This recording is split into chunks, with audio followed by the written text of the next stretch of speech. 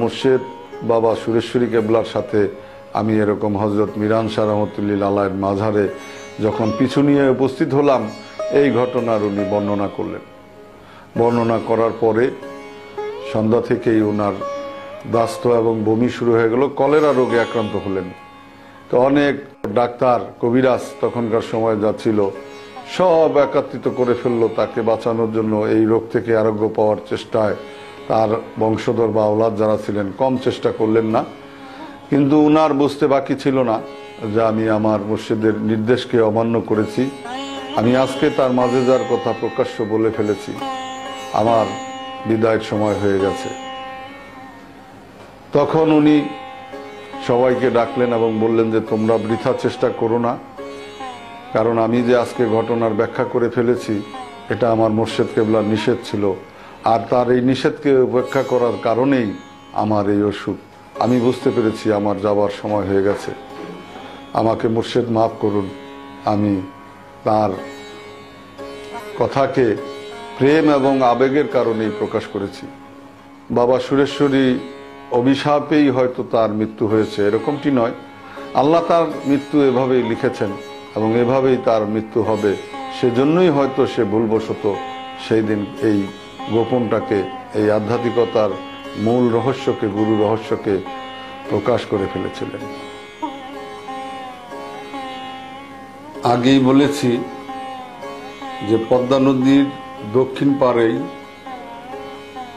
এই সুরেশ্বর দরবার শরীফ অবস্থিত, সুরেশ্বর গ্রাম অবস্থিত। পদ্মা যখন ভাঙতে থাকে, পদ্মা একুল ভাঙে অকুল গড়ে, ভাঙতে ভাঙতে ভাঙতে ভাঙতে যখন দরবার শরীফের নিকটবর্তী চলে আসে, সারা দেশবাসী, ভক্ত মুরিদান, জাকেরান সকলের মনেই একটি ভয়, হায় বিশাল পদ্মা, এর ছোবল থেকে আমাদের দরবার শরীফ মুর্শিদ কেবলার বাসভবন, এই পবিত্র স্থান কি থাকবে কি থাকবে না, সেই চিন্তা তখন মানুষের মধ্যে ভীষণভাবে আশ্রে পড়ল। এলাকাবাসীও যারা সুরেশ্বরীকে মানতেন, বিশ্বাস করতেন, তারাও নানাভাবে কেবলা কাবা সুরেশ্বরীর কাছে সর্বদাই নালিশ করতে থাকত, বাবা এইভাবে যদি নদী ভেঙে আসতে থাকে একদিন আমরা কোথায় দাঁড়াবো। তো সুরেশ্বরী কেবলাও শুনতেন। একদিন আম্মাকে গভীর রাতে ডেকে বললেন যে উঠো, একটু তবারুক তৈরি করতে হবে, সিন্নি পাক করতে হবে। যথারীতি আম্মা হুজুর উঠলেন।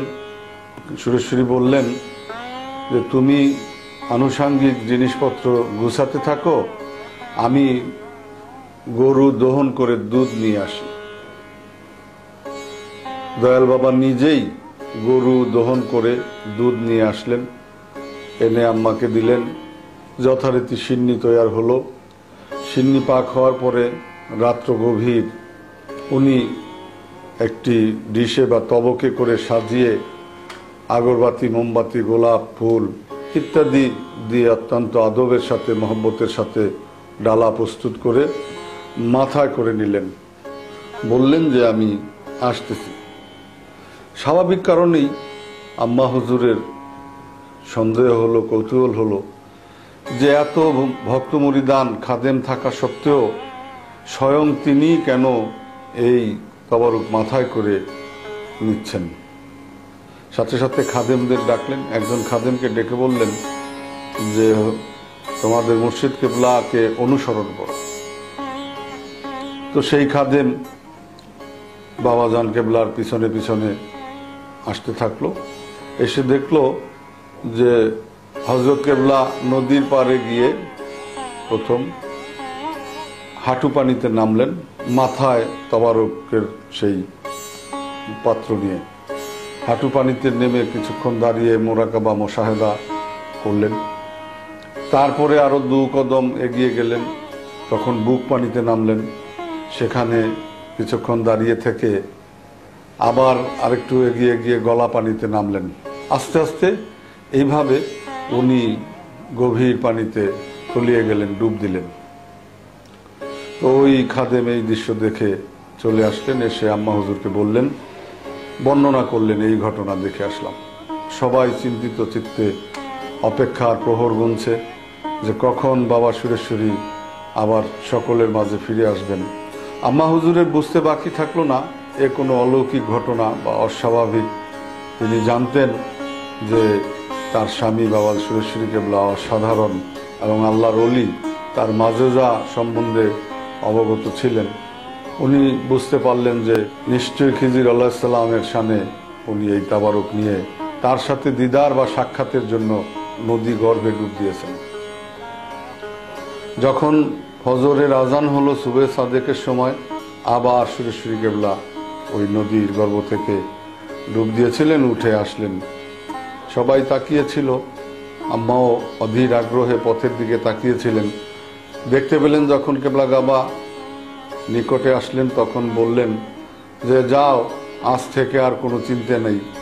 সুরেশ্বরের এক মুষ্টি পবিত্র মাটি কেয়ামত পর্যন্ত থাকবে, যতদিন এই পৃথিবী থাকবে। আমি আমার বন্ধু খিজির আলাইহিস সালামের সাথে সাক্ষাৎ করে এই জিনিসটুকু অন্তত পাকাপাকি করে নিয়ে এসেছি। হ্যাঁ, সেই কথাকে অনুসরণ করে সুরেশ্বরের যত এলাকাবাসী, আমরা ভক্ত মুরিদান আছি, আমরা আজও দেখতেছি যে এই নদী বারবার বারবার ভেঙে এসছে। শুনেছি এর আগেও 2-3 বার এই নদী ভেঙে এসেছে। এখন একদম রওজা শরীফ বাবা সুরেশ্বরী কেবলার রওজা সংলগ্ন, তারপরেও এখানে এসে থেমে গেছে। যে সুরেশ্বরী কেবলা পবিত্র এক মুষ্টি মাটি আল্লাহর দরবার থেকে, খিজির আলাইহিস সালাম থেকে যে অনুমোদন করে নিয়ে এসেছেন, তার জ্বলন্ত প্রমাণ যে এখনো দরবার শরীফে হাজিরি পেশ করেন নাই, নিশ্চয়ই গেলে দেখতে পারবেন, বুঝতে পারবেন।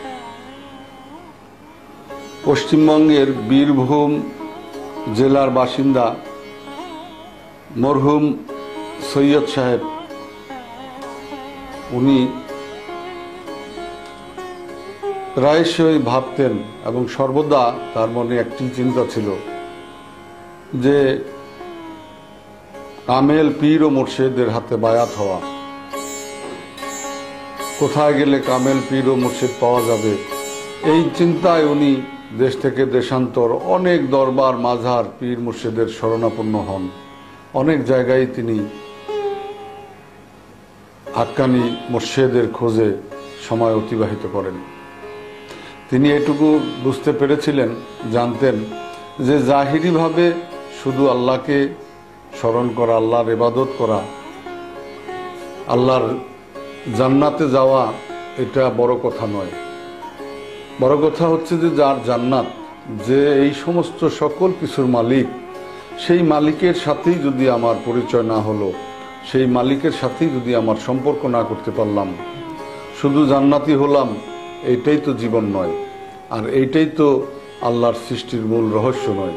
এই ধরনের ভাবনায় উনি প্রতিনিয়তই মশগুল থাকতেন, ভাবতেন, নামাজ পড়তেন, ইবাদত করতেন, আল্লাহর কাছে প্রার্থনা করতেন, হে আল্লাহ, তুমি আমাকে সত্য সুপথ দেখাও এবং হাক্কানি অলির সান্নিধ্যে পৌঁছতে সহযোগিতা করো। আমি যেন একজন কামেল অলির কদমে আমাকে অর্পণ করতে পারি। এই নিয়ত, এই বাসনায় উনার অনেক সময় চলে গেল। কোথাও কারো কাছে তার মন বসলো না, কোথাও সেরকম মনের মানুষ, পছন্দের মুর্শিদ নির্ধারণ বা মনোনীত করতে পারলেন না।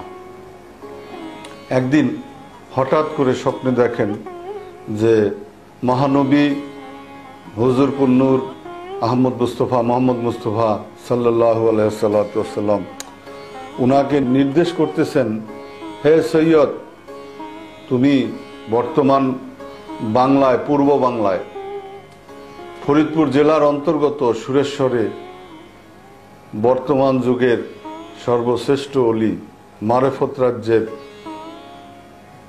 বেলায়েত দানকারী মহান অলি জান শরীফ শাহ সুরেশ্বরী, উনার কাছে যাও, তুমি তার হাতে বায়াত হও।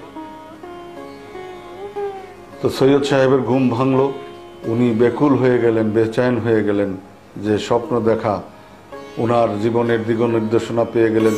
সারা জীবন যেই নির্দেশনার আশায় আল্লাহ রাব্বুল আলামিনের দরবারে রাসূলের দরবারে প্রার্থনা করে আসছেন, আজ তো সেই নির্দেশ পেয়ে গেলেন।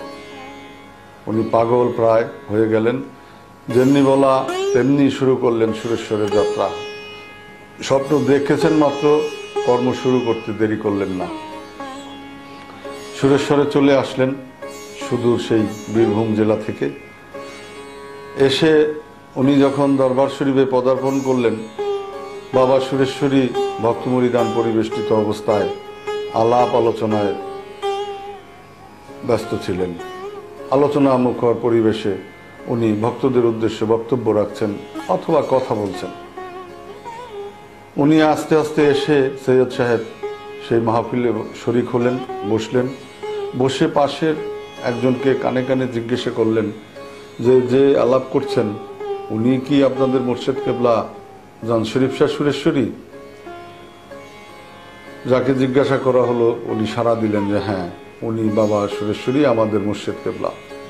তো সৈয়দ সাহেবের কাছে জাহিরি ভাবে সুরেশ্বরী কেবলাকে ততটা ভালো লাগেনি। স্বাভাবিক, উনি যে ভেবেছিলেন যে সেরকম দরবার হবে, শান শওকত হবে, লোকজন থাকবে, আমরা যেটা সাধারণত মানুষ কল্পনা করি, মনে করি, বাস্তবতার সাথে তার সেরকম মিল হয়নি। সৈয়দ সাহেব আস্তে আস্তে সুরেশ্বরী কেবলার নিকটে আসলেন, ওনার কদমে লুটিয়ে পড়লেন। সে মুরিদ হওয়ার কথা এই আরজি পেশ করলেন যে বাবা আমি আপনার নিকট বায়াত হব। সুরেশ্বরী কেবলা মুস্কি হেসে দিয়ে বললেন যে সৈয়দ সাহেব, আপনি রাসূল করিম সাল্লাল্লাহু আলাইহি ওয়াসাল্লামের বংশধর, তার আওলাদ, আপনাকে বায়াত করা আমার জন্য বেয়াদবি। তবে হুজুর সাল্লাল্লাহু আলাইহি ওয়াসাল্লাম আপনাকে যেহেতু নির্দেশ করেছেন, আমার জন্য সেটা ফরজ হয়ে গেছে, আমি আপনাকে বায়াত করব। তো সৈয়দ সাহেব তার স্বপ্নের ব্যাখ্যা বাবা সুরেশ্বরীকে করেননি। উনি যখন দেখলেন যে স্বপ্ন দেখে উনি এসেছেন, সেই স্বপ্নের ব্যাখ্যা আগেই বাবা জানু, বাবা সুরেশ্বরী ব্যাখ্যা করেছেন, তার আর বুঝতে বাকি থাকলো না। উনি মেনে নিলেন, বায়াত হলেন। এভাবে সুরেশ্বরে খেদমত করতে থাকলেন। সৈয়দ সাহেবের বয়স বেশি ছিল, উনি একটু বৃদ্ধ ছিলেন, যে জন্য দরবার শরীফে খেদমত করা, কঠিন কোনো কাজ করা বাবা সুরেশ্বরী নিষেধ করতেন, পছন্দ করতেন না, যে আপনি হালকা কাজ করবেন। তারপরেও সৈয়দ সাহেব মানতেন না, কেননা সৈয়দ সাহেব ভালো করে বুঝতেন যে মুর্শিদের বাড়িতে বসে থাকা, মুর্শিদের বাড়িতে বসে বসে খাওয়া এটা অপরাধ। কারণ দৈহিক খেদমত, শারীরিক খেদমত, শারীরিক ইবাদতের মাধ্যমেই আল্লাহ প্রাপ্তি করা সম্ভব, এবং মুর্শিদের খেদমতে, মুর্শিদের উসিলাতেই আল্লাহর সান্নিধ্যে যাওয়া যায়, আল্লাহকে পাওয়া যায়। তো আমি কি করে বসে থাকি, বসে বসে খাই, আমি তো ঋণী হয়ে যাই। আমার দেহ দিয়ে কর্ম করে তার চেয়ে বেশি খেদমত করে পরিশোধ করে দেওয়া প্রয়োজন, যে জন্য উনি খেদমতে থাকতেন। তাই একদিন সুরেশ্বরী বাবা বললেন যে সৈয়দ সাহেব, আপনি এই ঘরটাতে বসেন এবং এখানে বসে বসে শুধু রশি পাকাবেন, এই হচ্ছে আপনার কাম। তো সৈয়দ সাহেব সেদিন থেকে ওখানে বসে বসে রশি পাকাতেন, কাজ করতেন, এই কাজই করতেন। এমনি এমনি 20টি বছর চলে গেল। একদিন সৈয়দ সাহেব গোসল করতে গেলেন পদ্মা নদীতে। ওখান থেকে গোসল সেরে আসার পথে দেখলেন ছোট ছোট ছেলে মেয়েরা খেলাধুলা করতেছে, 4-5 বছরের। তখন চট করে তার মনে হলো যে আমি যে বাড়ি থেকে এসেছি তখন আমার সন্তানরা এতটুকু ছিল, আজকে 20 বছর হয়ে যায়, আমি সেই বীরভূমে আর দেশে গেলাম না, আমার সন্তানদের দেখলাম না। তার মনে এই ভাবনা আসলো, মনটা খারাপ হয়ে গেল। গোসল ছেড়ে এসে কেবলাগা বা সুরেশ্বরীর সাথে সাক্ষাৎ করলেন। ওনাকে বললেন যে বাবা, আমি তো 20 বছর হয় আসছি, আমি একটু বাড়িতে যেতে চাই। একথা শুনে কেবলাগা বা সুরেশ্বরী কোনো সাড়া দেননি, কোনো মন্তব্য করেননি। আবার উনি চলে গেলেন। গিয়ে এই ভাবনাতেই তার মনের মধ্যে সর্বদাই হতে থাকলো, এই ভাবনাই তাকে ধরে বসলো। আবার পরের দিন বললেন, তখনও সুরেশ্বরী কেবলা কোনো প্রকার কমান্ড করলেন না। এমনিভাবে তারপরেও আরেকদিন বললেন, ঠিক তদ্রূপই ঘটনা।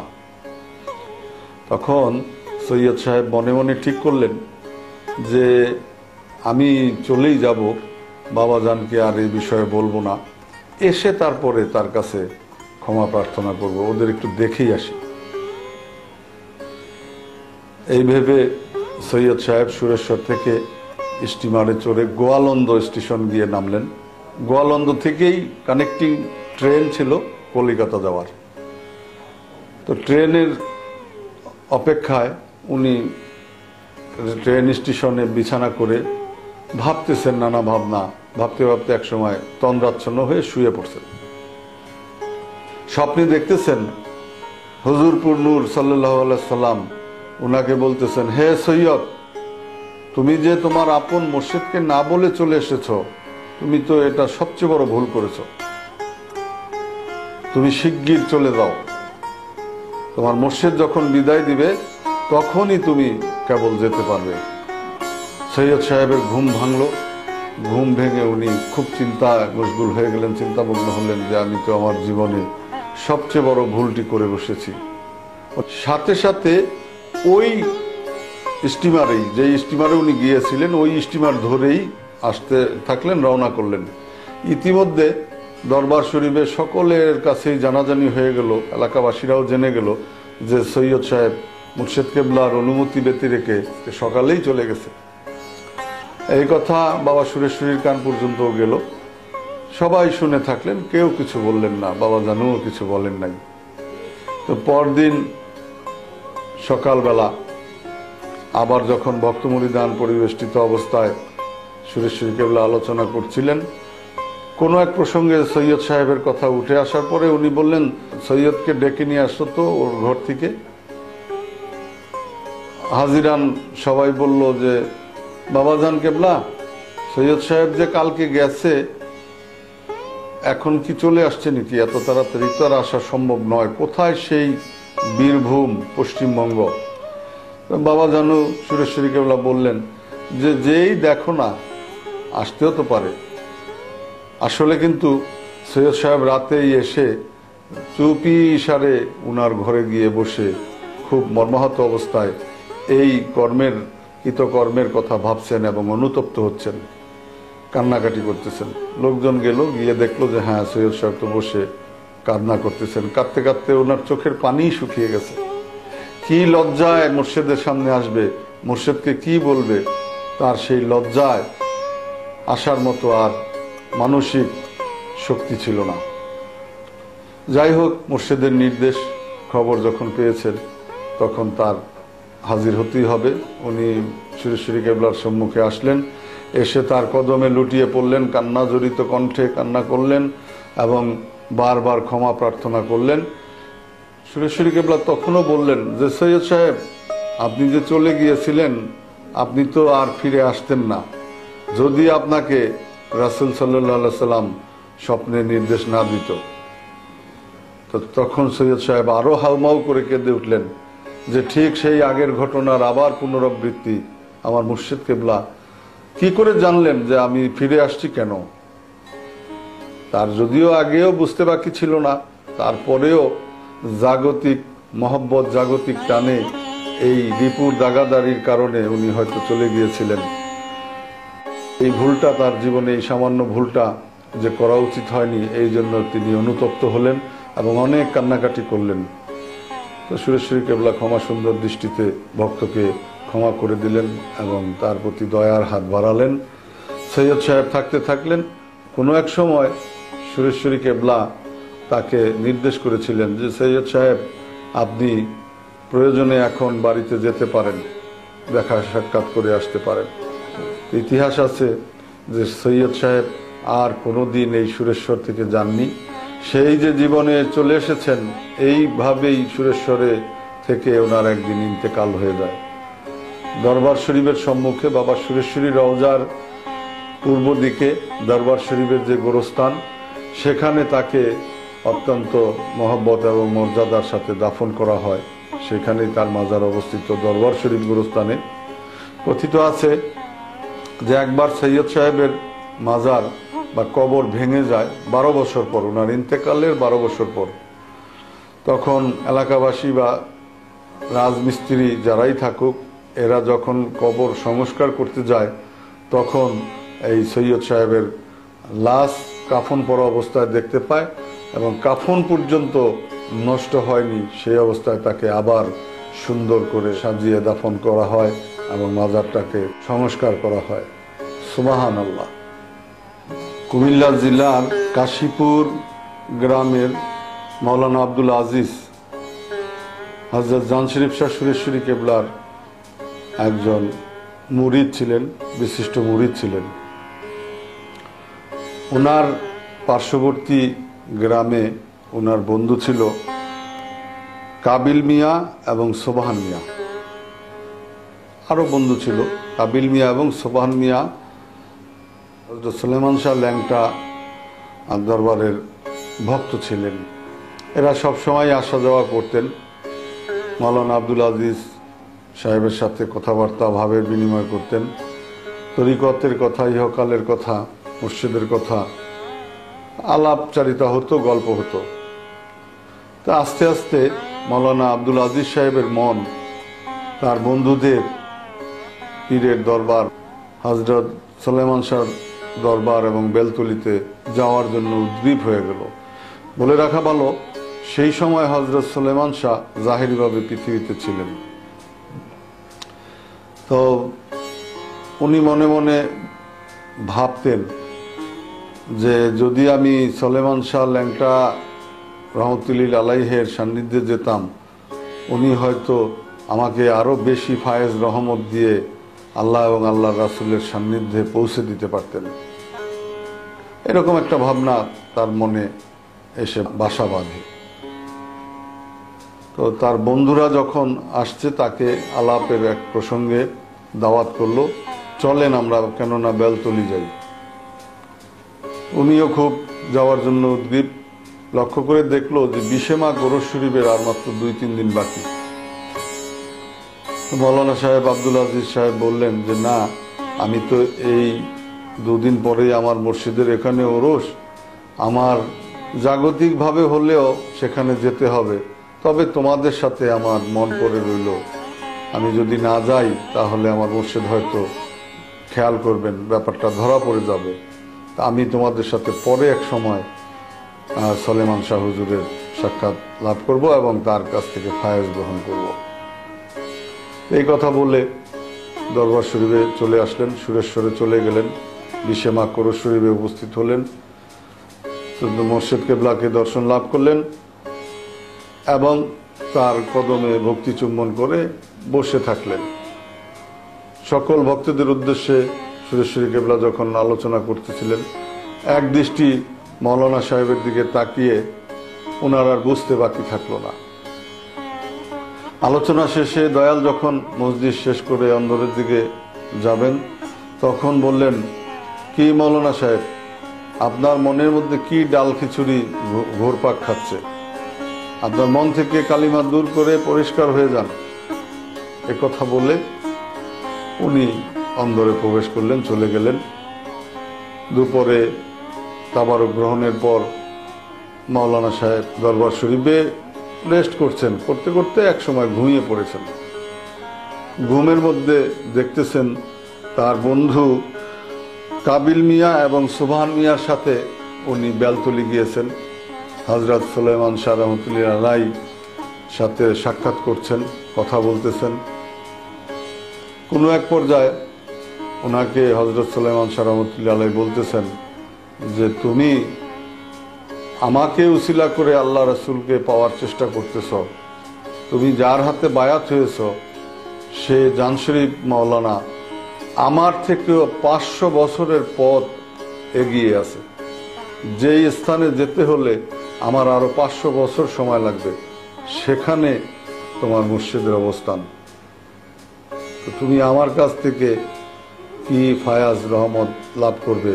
তুমি যদি তোমার মুর্শিদের সান্নিধ্যে থাকো, তার করুণার পাত্র হও, তার কাছে দয়ার আকাঙ্ক্ষায় হাত বাড়িয়ে দাও, এক মুহূর্তের মধ্যে সে তোমাকে আল্লাহ এবং আল্লাহর রাসূলের সাথে দিদার ঘটিয়ে দিতে পারে। তো এই স্বপ্ন দেখে যখন মাওলানা আব্দুল আজিজ সাহেবের ঘুম ভাঙল, শোয়া অবস্থায় ছিলেন উনি, তাকিয়ে দেখলেন যে সীতা নেই, তার মুর্শিদ কেবলা বাবা সুরেশ্বরী দাঁড়িয়ে আছেন। ওনাকে ডাক দিলেন আর উনি তৎক্ষণাৎই দণ্ডায়মান হয়ে জোর হাতে মসজিদের সামনে দাঁড়ালেন। সুরেশ্বরী কেবলা বললেন যে, কি মৌলানা সাহেব, আপনার মনে যে ডাল খিচুড়ি ঘুর খাচ্ছিল, পাকাচ্ছিল, এটা কি বের হয়েছে? বের করে ফেলেন।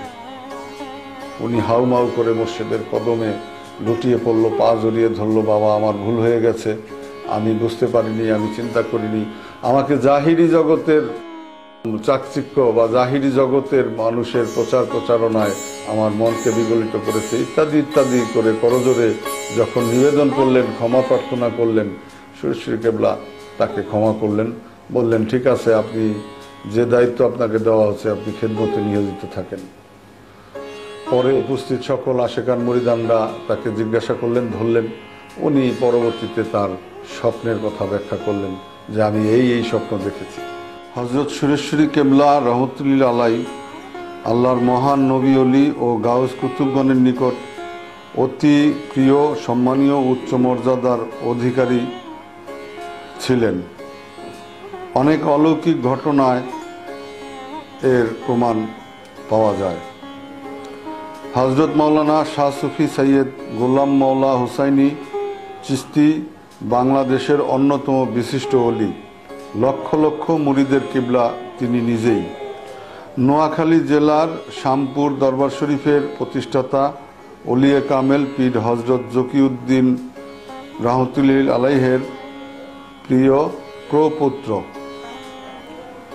বাবা শামপুরি সৈয়দ গোলাম মাওলা চিশতি হুজুরের দরবার ও মাজার শরীফ শরীয়তপুর জেলাধীন নড়িয়া থানার অন্তর্গত পন্ডিসার চিশতি নগরে অবস্থিত। তিনি নিজে পবিত্র মুখে এই ঘটনাটি বর্ণনা করেছিলেন। সেই ঘটনা থেকে আমি আপনাদের কাছে তুলে ধরছি। তিনি বলেন, আমি দীর্ঘদিন চিল্লা শেষে আজমির শরীফ থেকে আপন দেশের উদ্দেশ্যে যখন রওনা হয়ে আসি, গোয়ালন্দ ট্রেন যোগে আসতে হয় কলিকাতা থেকে। এর আগে অনেকবার এই প্রসঙ্গেই বলেছি। গোয়ালন্দে এসে স্টিমারে হয়ে চাঁদপুর, নারায়ণগঞ্জ, নোয়াখালী, ঢাকা, সুরেশ্বর এই রোডেই চলাচল করতে হতো। গোয়ালন্দ এসে স্টিমারে চড়ে বসেন। স্বাভাবিক কারণে আজমির শরীফ থেকে রওনা করে এসছেন, তার শরীর পরিশ্রান্ত, ক্লান্ত।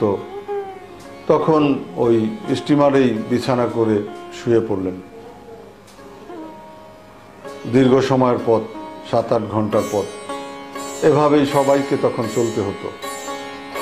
তো উনি ঘুমিয়ে আছেন, স্বপ্নে দেখতেছেন যে একটি সুন্দর জায়গা, একটি মাঠ, মাঠের এক প্রান্তে একটি লাল দালান, দালানের সম্মুখে সিংহাসনের মতো চেয়ার, আর আশেপাশে আরো কিছু চেয়ার আছে, লোকজন বসা আছেন, বসে কি যেন করতেছেন।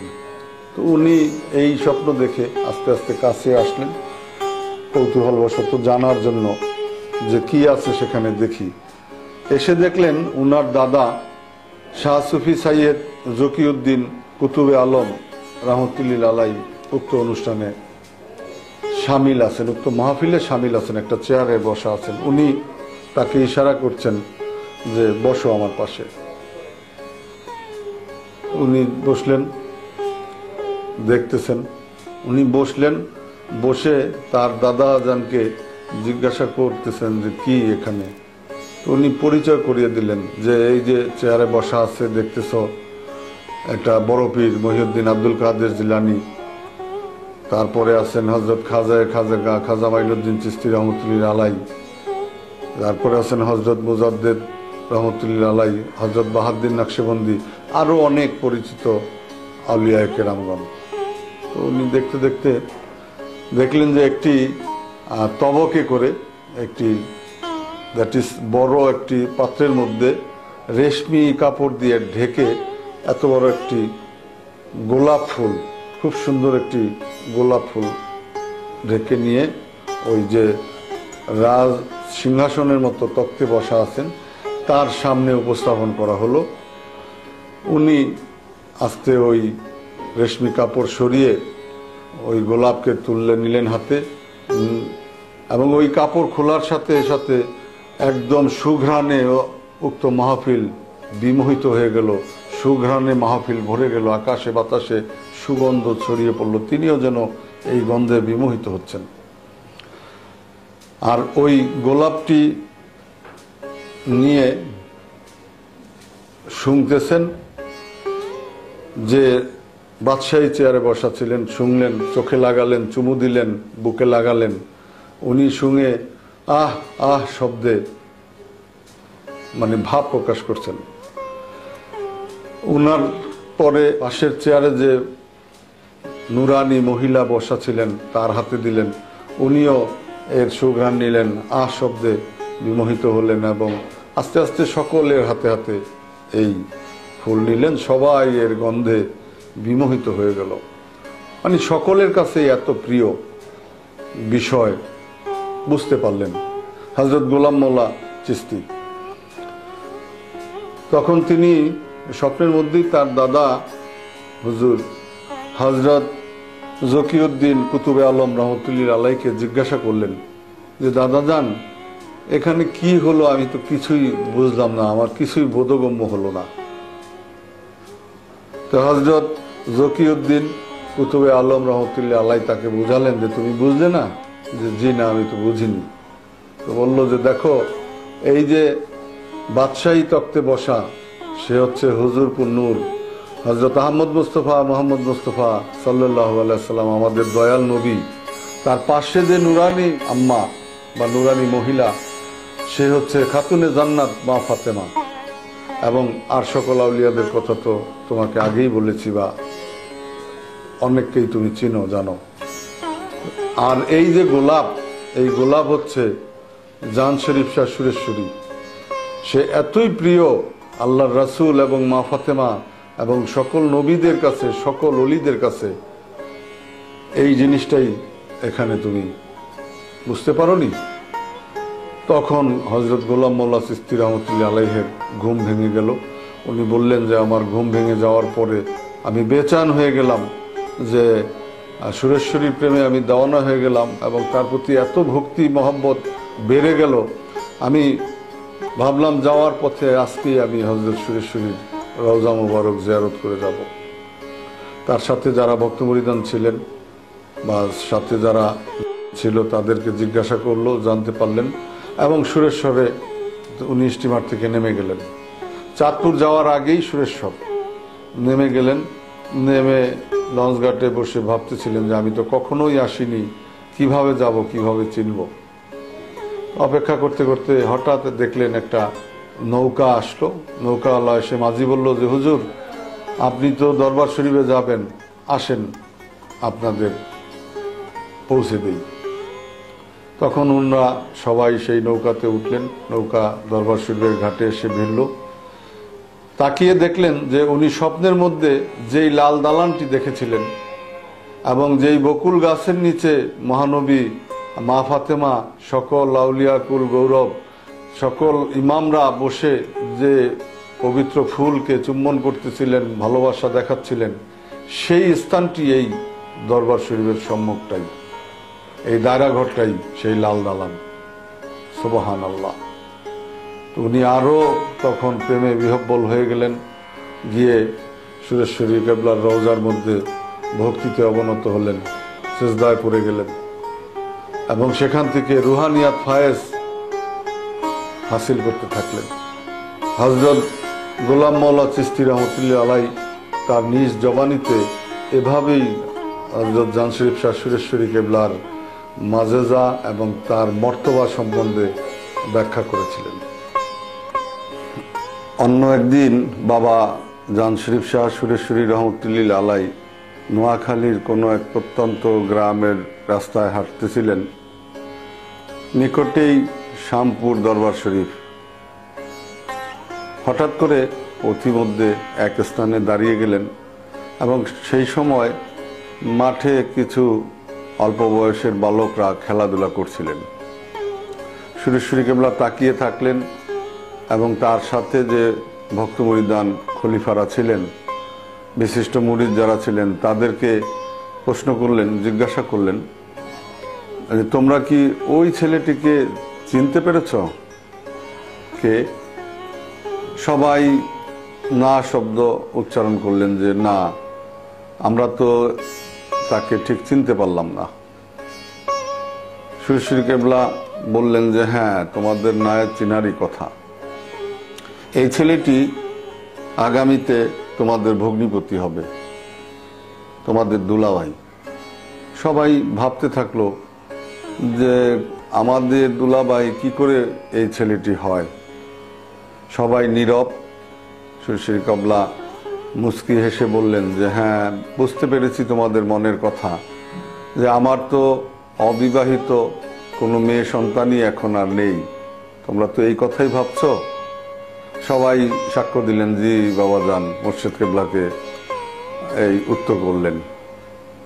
সুরেশ্বরী বললেন যে কিছুদিনের পর তোমার এক ভগ্নী পৃথিবীতে আসবেন আল্লাহর ইচ্ছায়, তারই জামাই হবে এই ছেলেটি।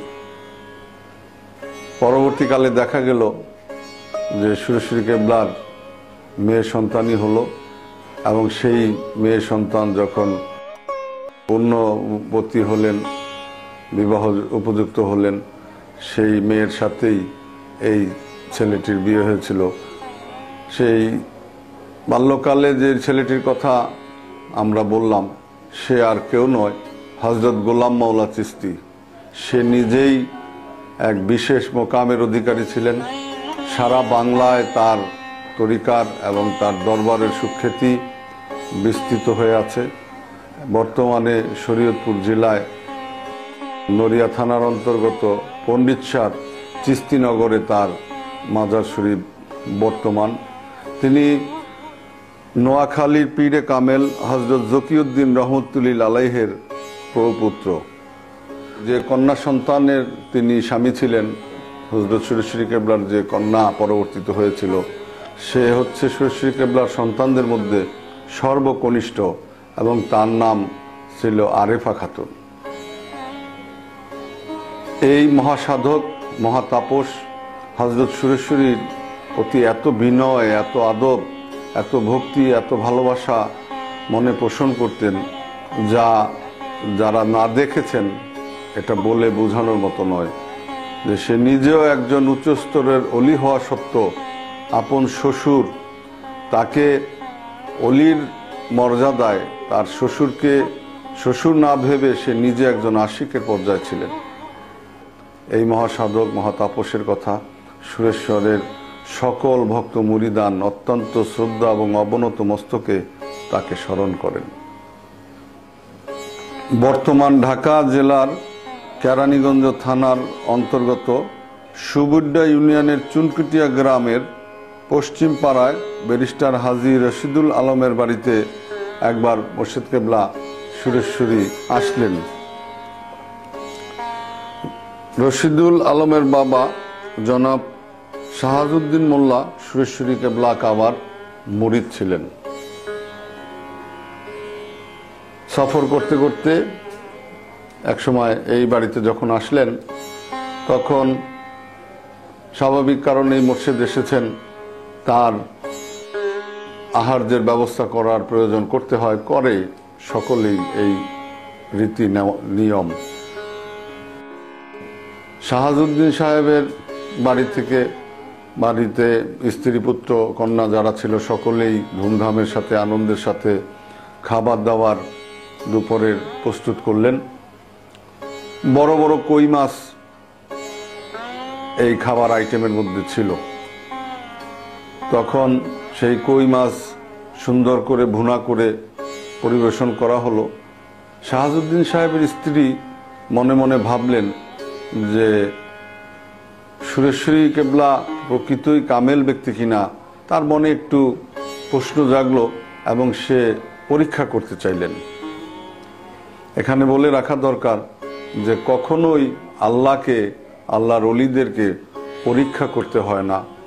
এটা কামলিয়াত প্রকাশ করার জন্য তাদেরকে বাধ্য করতে হয় না, বা তাদের কেরামতি আছে কি নাই এই জিনিসটা চ্যালেঞ্জের মুখোমুখি নিতে হয় না। এটা মারাত্মক বেয়াদবি মুরিদের জন্য এবং ভক্তের জন্য। এটা ছিল কাফের বেদিনদের রীতি। কাফের এবং বেদিনরা আল্লাহর নবী ওলিদের পরীক্ষা করতেন, বিশ্বাস আনতে পারতেন না।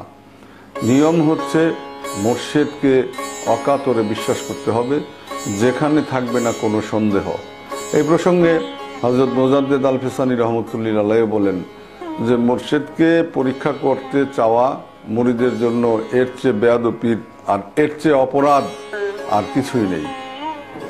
যদি শিষ্য জ্ঞানী হয় এবং মুর্শিদের প্রতি যদি বিশ্বাস রাখে, ঈমান রাখে, সেই মুরিদ প্রতিনিয়তই আপন মুর্শিদের কারামত বেলায়েত দেখতে থাকবেন।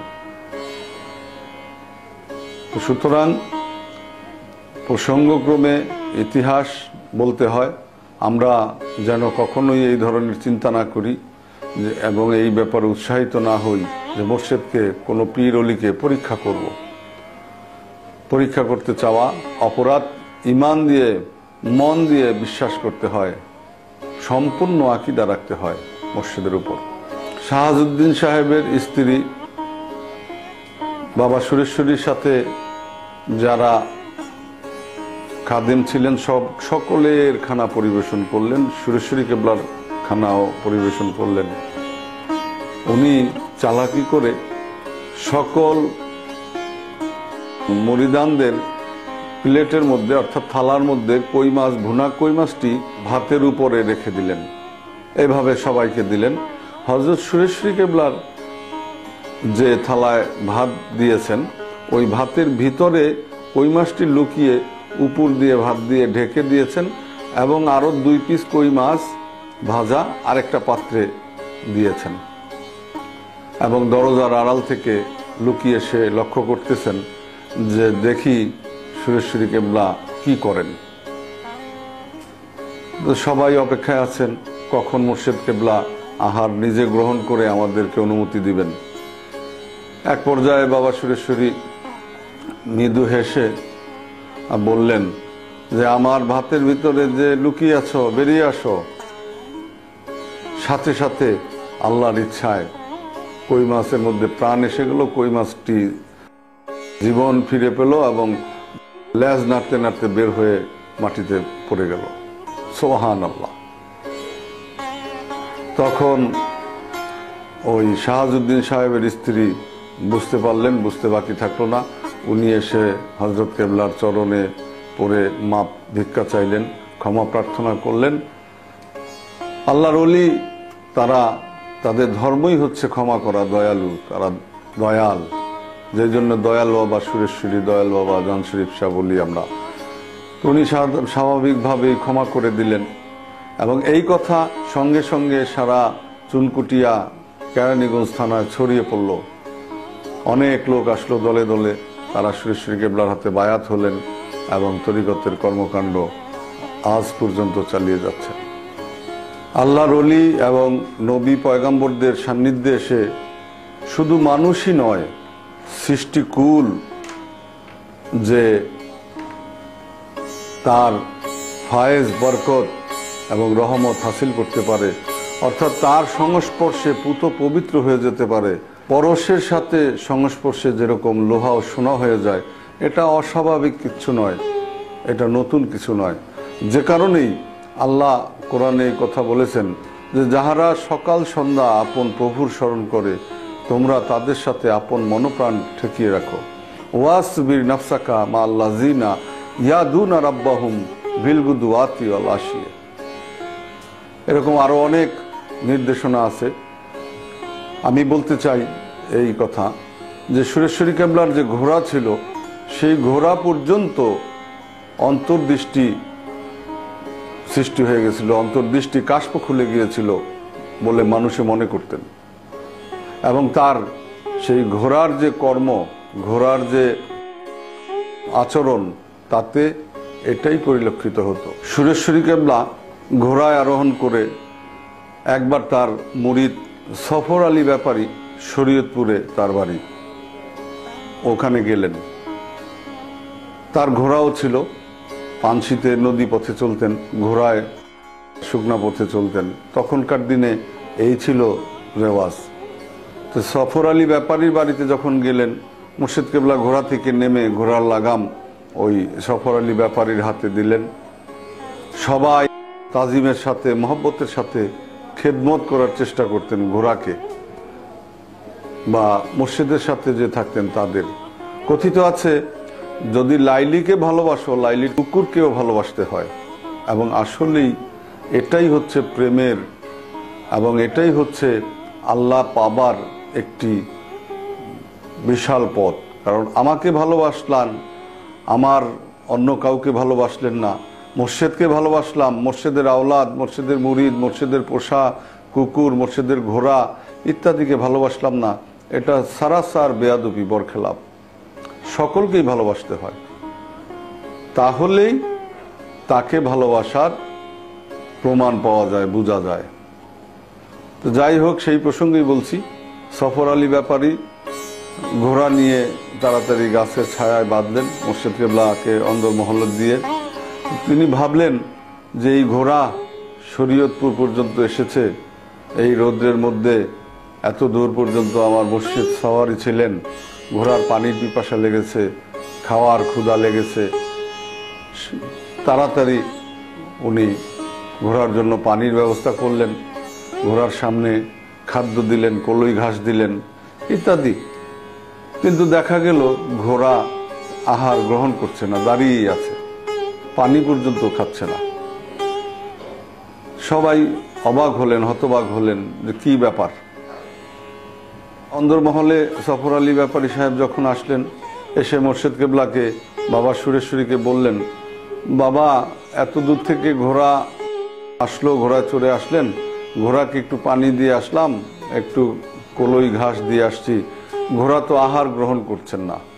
সুরেশ্বরী কেবলা হাসলেন, হেসে বললেন যে দেখো, মনিবকে এখনো তুমি আহারের ব্যবস্থা করনি, তাই হয়তো ঘোড়া মনিবে আহার গ্রহণ করার আগে গ্রহণ করছে না। তুমি তাড়াতাড়ি আমাকে খাবার ব্যবস্থা করো, তাহলেই ঘোড়ায় আহার গ্রহণ করবে।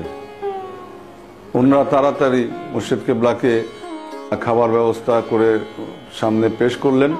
যখন সুরেশ্বরী কেবলা আহার গ্রহণ করলেন, তারপরে নিয়ে ঘোড়ার সামনে যখন পানি এবং ঘাস ইত্যাদি দেওয়া হলো, ঘোড়াও সুন্দর তখন আহার গ্রহণ করতে থাকলো। ইতিহাস আছে যে পরশের স্পর্শে লোহাও পরশ হয়, ঘোড়াও মুর্শিদের স্পর্শে তার মধ্যে এই ঐশ্বরিক শক্তি, হাল ভাব তার মধ্যে যে প্রবেশ করেছে, এটাই সকলে মনে করত। এবং ঘোড়ার এই আচরণে এরকম সব জায়গায় দেখা গেছে, এটাই প্রমাণিত হয়। আমরা দেখতে পাই আসহাবে কাহাবের কথা, তারপর আমাদের সকল নবীদের অনেকের উষ্টি ছিল, অনেকের ঘোড়া ছিল, অনেকের গাধা ছিল, অনেকের ভেড়া ছিল। তাদের জীবনীতেও এরকমই অনেক অসাধারণ ঘটনা দেখতে পাই। তেমনি কুতুবুল এরশাদ বাবা জান শরীফ শাহ সুরেশ্বরী রহমতুল্লাহ আলাইহের নৈকট্য লাভে ধন্য ও বরণ্য হয়েছিল এই ঘোড়াটি। আল্লাহর ওলিরা আল্লাহর গুণেই গুণান্বিত হয়ে থাকেন। তাদের মাজেজা এবং তাদের নিগুড় তথ্য বোঝার ভাগ্য বা জ্ঞান আমাদের মতো সাধারণ মানুষের মধ্যে নেই। তারপরেও অলিদের সহবতে আসলে, অলিদের সহবতে থাকলে এরকম অসংখ্য কারামত, অসংখ্য ফায়েজ বরকত আমাদের মতো সাধারণ মানুষের ভাগ্যে নসিব হয়। সুরেশ্বরী কেবলা একবার পানশিতে সফর করা অবস্থায়, সেদিন ছিল জুম্মার দিন, শুক্রবার, মাজি মাল্লাদের বলে রাখলেন এবং ভক্তদের বললেন যে নামাজের সময় হয়ে আসছে, তোমরা পথিমধ্যে যদি কোথাও কোনো মসজিদ দেখো, তাহলে সেই মসজিদের ঘাটে নৌকা তাড়াতাড়ি ভিড়িয়ে দিও, আমি জুম্মার নামাজ পড়ে নিব। যেতে যেতে একটি মসজিদ দেখা গেল। মসজিদের পাশেই তাড়াতাড়ি মাঝি যারা ছিলেন নৌকা নোঙর করলেন। হযরত কেবলা তার মুরিদানদের নিয়ে মসজিদের দিকে অগ্রসর হলেন। মসজিদের সামনে যে পুষ্কুনি ছিল, সেখানে অজুর জন্য তাশরিফ রাখলেন। অজু করতে বসে হঠাৎ দেখা গেল সুরেশ্বরী কেবলা ডান হাত দিয়ে পুষ্কুনি থেকে পানি ছিটিয়ে দিচ্ছেন। এভাবে 3 বার পানি দূরে ছিটিয়ে দিলেন। পাশেই যারা ওযু করতেছিলেন তারা অবাক হয়ে এই দৃশ্য অবলোকন করলেন, কেউ কোনো কথা বললেন না। ইতিমধ্যে নামাজের সময় হয়ে গেল, নামাজে দাঁড়িয়ে গেলেন, নামাজ পড়া শুরু করলেন। নামাজ শেষে বের হয়ে আসার সময় কেবলা কাবা সুরেশ্বরী বলতে থাকলেন যে কি নামাজ পড়তে আসলাম, এ দেখি হারিকেনের নামাজ। কি নামাজ পড়তে আসলাম, এখানে হারিকেনের নামাজ হলো। এত গায়রুল্লাহর উদ্দেশ্যে, আল্লাহর উদ্দেশ্যে জামাত হয়নি। উপস্থিত অনেক মুসল্লিরা তার এই কথা শুনলেন। তারা একে অপরকে বলা বলি করতে করতে মোটামুটি অনেকেই শুনে ফেললেন। সবাই তাকে ঘিরে ধরলেন যে আপনি কি বললেন, হারিকেনের নামাজ, এটার ব্যাখ্যা করেন। কেউ ভালো মনে, কেউ মন্দ মনে। এই যখন সুরেশ্বরীকে ঘিরে ধরলেন তখন বললেন যে নামাজে যখন ইমাম দাঁড়িয়েছে, যেখানে শর্ত আল্লাহকে স্মরণ করে, আল্লাহকে সামনে রেখে নামাজ আদায় করতে হয়, উনি হারিকেনের চিন্তা করতেছিলেন। তোমাদের ইমামকে জিজ্ঞাসা করো, উনি গতকাল কোথাও যেন গিয়েছিল, সেই জায়গায় ভুলক্রমে হারিকেন রেখে আসছে। সেই হারিকেনের কথা উনি যখন জুমার ইমামতি করছিলেন তার মনে এসে বারবার দাগা দিচ্ছিল। একচিত্তে আল্লাহকে স্মরণ করতে পারেনি। পরবর্তীতে অন্য আরো যারা ছিল, অজুর সময় যারা ছিল, তারা জিজ্ঞাসা করলো যে তাহলে অজুর সময় আপনাকে দেখলাম 3 বার আপনি পানি ছিটিয়ে মারলেন, সেটার কি অর্থ ছিল? তখন সুরেশ্বরী কেবলা বললেন, এখান থেকে 30 কিলোমিটার দূরে অমুক বাজারে আমার এক মুরিদের দোকান আছে। ওই বাজারে আগুন লেগে গিয়েছিল, সেখানে দোকান ওর পুড়ে গেলে আমার মুরিদটি পথে বসে যাবে, ওর আর কোনো উপার্জনের রাস্তা থাকবে না। আমি এখানে বসে সেই আগুন নিভানোর জন্য পানি ছিটাচ্ছিলাম। সবাই ইমাম সাহেবকে যখন জিজ্ঞাসা করলো, ইমাম সাহেব স্বীকারোক্তি দিলেন যে হ্যাঁ, আমার মনে তখন এই হারিকেনের কথা এসছিল। আমি হারিকেনের ব্যাপার নামাজের মধ্যে বারবারই আমি মনে করতেছিলাম। তার এই কথা শুনে উপস্থিত সকলে সুরেশ্বরী যে একজন কামেল ওলি ছিলেন বুঝতে পারলো। যাদের যাদের মনে সন্দেহ ছিল তারা সেই গ্রামে গেলেন, গিয়ে ওই বাজারে কি আগুন লেগেছিল কিনা এবং যেই মুরিদের কথা বলেছেন সেই মুরিদকে জিজ্ঞাসা করলেন। মুরিদ বলল যে হ্যাঁ, এরকম আগুন লেগে গিয়েছিল। আল্লাহর অশেষ মেহেরবানিতে 3 পশলা অর্থাৎ 3 বার থেকে থেকে বৃষ্টি এসে এই আগুনকে নিভিয়ে দিয়ে গেছে, যে কারণে সেদিন আমি আমার দোকান নিয়ে বেঁচে গেলাম। নয়তো সত্যিই আমার সেদিন পথে বসতে হতো, আমার আর রুজি রুটির কোনো রাস্তা থাকতো না। উপস্থিত সবাই তখন ব্যাখ্যা করলেন যে তোমার মুর্শিদ সুরেশ্বরের জান শরীফ মাওলানা? বললেন হ্যাঁ। আপনারা কি করে চিনলেন, তার কথা কোথায় পেলেন? ওনারা ব্যাখ্যা করে বললেন যে এই এই ঘটনা। তখন সেই মুরিদ আপন মুর্শিদের স্মরণে মহব্বতের এবং ইশকের কারণে কেঁদে ফেললেন। যা, আমার মুর্শিদ সেই সুদূর দূর থেকেও আমাকে স্মরণ করেছেন বা আমার বিপদ থেকে আমাকে রক্ষা করেছেন। ঢাকা জেলার কেরানীগঞ্জ থানার অন্তর্গত গোলজারবাগ নিবাসী মেহেরনিগার ও জেন্নেগার নামী সাহেবগণ হযরত সুরেশ্বরী কেবলা কাবা রহমতুল্লাহ আলাইহের বিশিষ্ট মুরিদান ছিলেন। মুজাদ্দিদিয়া সুরেশ্বরিয়া তরিকা অনুযায়ী তাদের বাসায়, তাদের বাড়িতে বা ঘরে মাঝে মাঝেই সামা মাহফিল, জিকিরে জলি করতেন। এতে আশেপাশের গ্রামবাসী এবং মাতাব্বর, পঞ্চায়েতের নেতৃবৃন্দ, তথাকথিত আলেম সকলেই বেদাত বা অসামাজিক অনইসলামিক কাজ বলে এগুলির বিরুদ্ধাচরণ করে আসতেন। এরা সবাই ষড়যন্ত্র করল যে সুরেশ্বরের জান শরীফ মাওলানা আবার যখন এদের বাড়িতে আসবে আমরা তখন তাকে জিজ্ঞাসা করব এবং অপমান অপদস্থ করে এই স্থান থেকে তার আস্তানা গুটিয়ে দিব এবং তাকে তাড়িয়ে দিব। তো একদিন যখন সুরেশ্বরী কেবলা ঠিকই আসলেন ওই গোলজারবাগে, সেই বাড়িতে যখন অবস্থান করলেন, হালকা সামা মাহফিল হলো, জিকিরে জলি হলো। এরই মধ্যে শত্রু দল যারা আগে থেকেই ওত পেতে ছিল তারা সমষ্টিগতভাবে বাড়ির চতুর্দিক ঘেরাও করে সুরেশ্বরী কেবলাকে ঘেরাও করে বন্দি করে ফেলার চেষ্টা করলো। চারিদিকে হাউকাউ শুনে সবাই লক্ষ্য করলো যে শত্রুপক্ষ আজকে আমাদের মসজিদকে অপমান অপদস্থ করার জন্য বাড়ির চতুর্দিক ঘেরাও করে ফেলেছে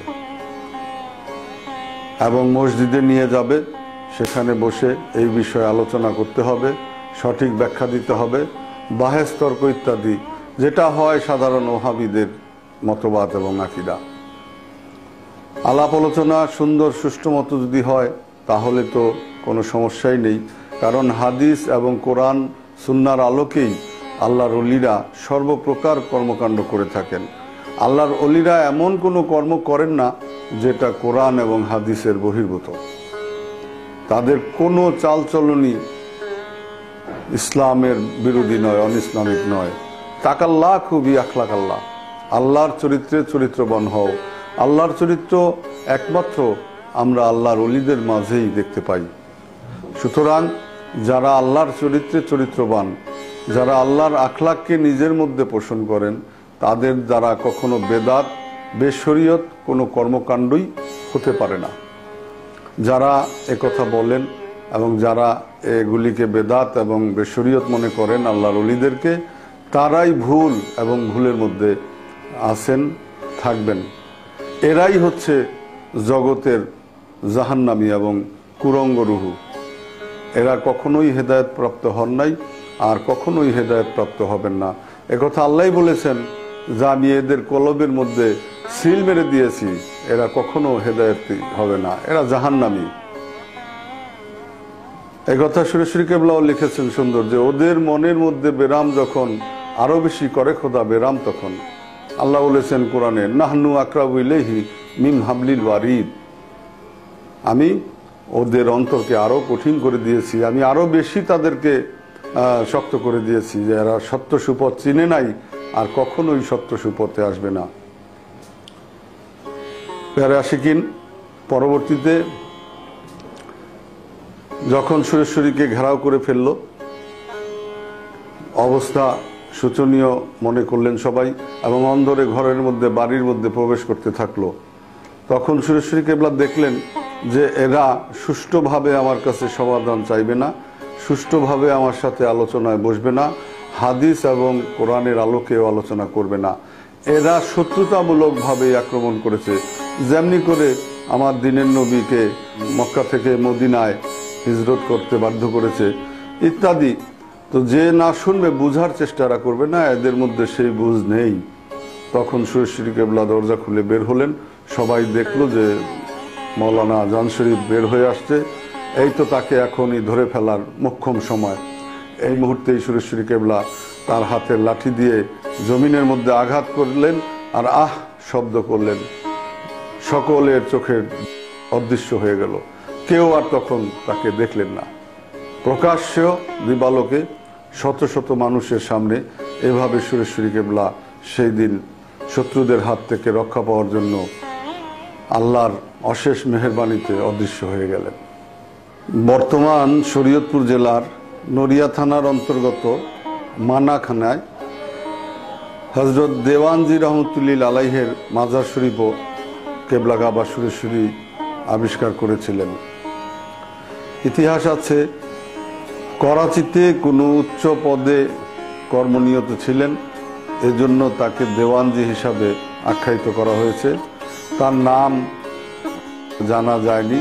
আবার অনেকে মনে করেন আল্লাহ এবং আল্লাহর রাসূলের প্রেমে এত নিমগ্ন থাকতেন, এ কারণে দেওয়ানা থেকে দেওয়ানজি হয়েছেন।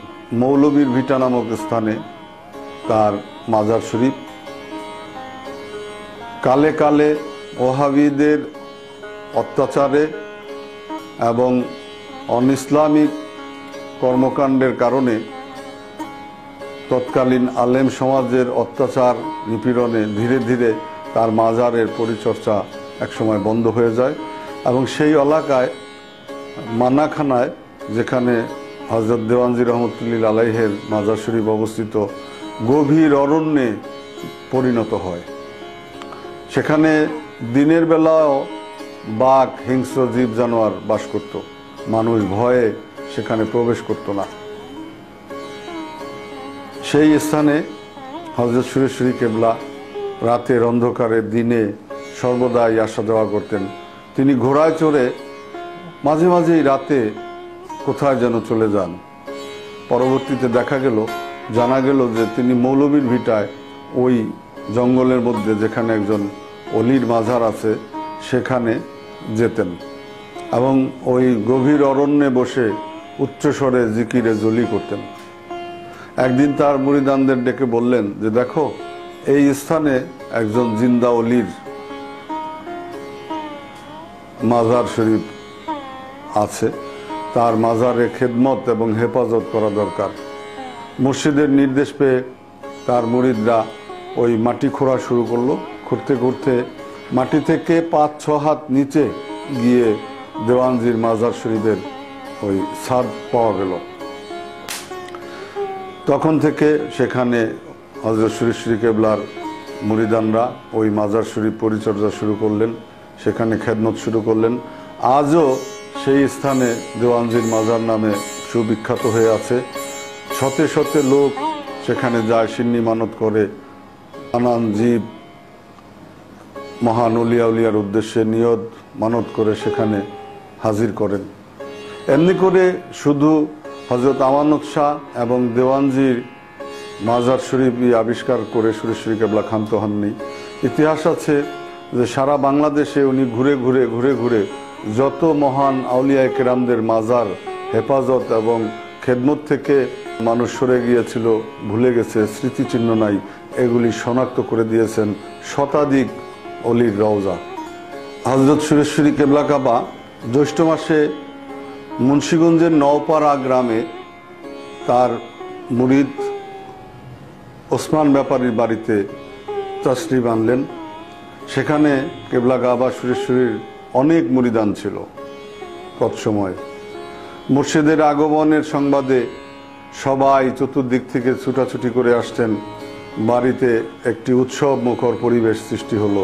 সবাই মুর্শিদের খেদমতে আত্মনিয়োগ করলো। কিভাবে খেদমত করা যায়, কেউ পাকের ব্যবস্থা, কেউ খেদমতের জন্য আম, কেউ কাঁঠাল ইত্যাদিভাবে সবাই হাজির হতে থাকলো। আর সকল আশেকের মনে এক আনন্দ বয়ে যেতে থাকলো। সুরেশ্বরী যখন দেখলেন একটি খাঁচায় করে, ঝাঁকায় করে বেশ কিছু সুন্দর আম নিয়ে আসছে এক ভক্ত, তার মধ্যে থেকে একটি আম 5 আঙ্গুল দিয়ে এভাবে তুলে ধরলেন এবং ঘুরিয়ে দেখতে লাগলেন। আমটি অধিক পেকে গিয়েছিল বিধায় তার 5টি আঙ্গুল আমের মধ্যে বসে গিয়েছিল ছাপ। মিষ্টি হেসে সুরেশ্বরী কেবলা ওই ওসমান ব্যাপারীর আম্মাকে বললেন, নাও, এই আমটা তোমার বাড়ির আঙিনায় কোথাও পুঁতে রাখো, গাছ হবে, আমগুলি সুন্দর, ভালো ফল হবে। তো সাথে সাথে ওসমান ব্যাপারীর আম্মা মুর্শিদ কেবলার নির্দেশ পালন করলেন, আমটি পুঁতে রাখলেন। পরে আমের চারা হলো। পর্যায়ক্রমে আম গাছটি যখন বড় হলো, গাছে যথারীতি আম ধরল। দেখা গেল যে বাবা সুরেশ্বরী যেভাবে আমটি ধরেছিলেন 5 আঙ্গুলের ছাপ পড়ে গিয়েছিল, প্রত্যেকটি আমের মধ্যে এখনো সেই ছাপ দেখা যাচ্ছে। ওসমান ব্যাপারীর মা দেখলেন এবং সকল এলাকাবাসী দেখল। সবচেয়ে বড় কথা, সেই গাছটি এখনো বর্তমান আছে, গাছটি মরে যায়নি। সেই গাছে এখনো আম হয়, প্রত্যেকটি আমের মধ্যে 5টি আঙ্গুলের ছাপ দেখতে পাওয়া যায়। আমিও আজ থেকে 5-7 বছর আগে আমাকে কোনো এক ভক্ত ওই গ্রামের নিয়ে আসছিলেন, আমি দেখেছিলাম। সুবহানাল্লাহ, সুবহানাল্লাহ। একদিন গভীর রাতে হযরত গোলাম মাওলা চিশতি রহমতুল্লাহ আলাই যখন ওনার ঘরে বসে হযরত খাজা গরিব নওয়াজের জীবনী লিখছিলেন, তখন উনি অনুভব করলেন যে ঘরের মধ্যে কি যেন আলোকিত হয়ে যাচ্ছে এবং সুগন্ধে বিমোহিত হয়ে যাচ্ছেন।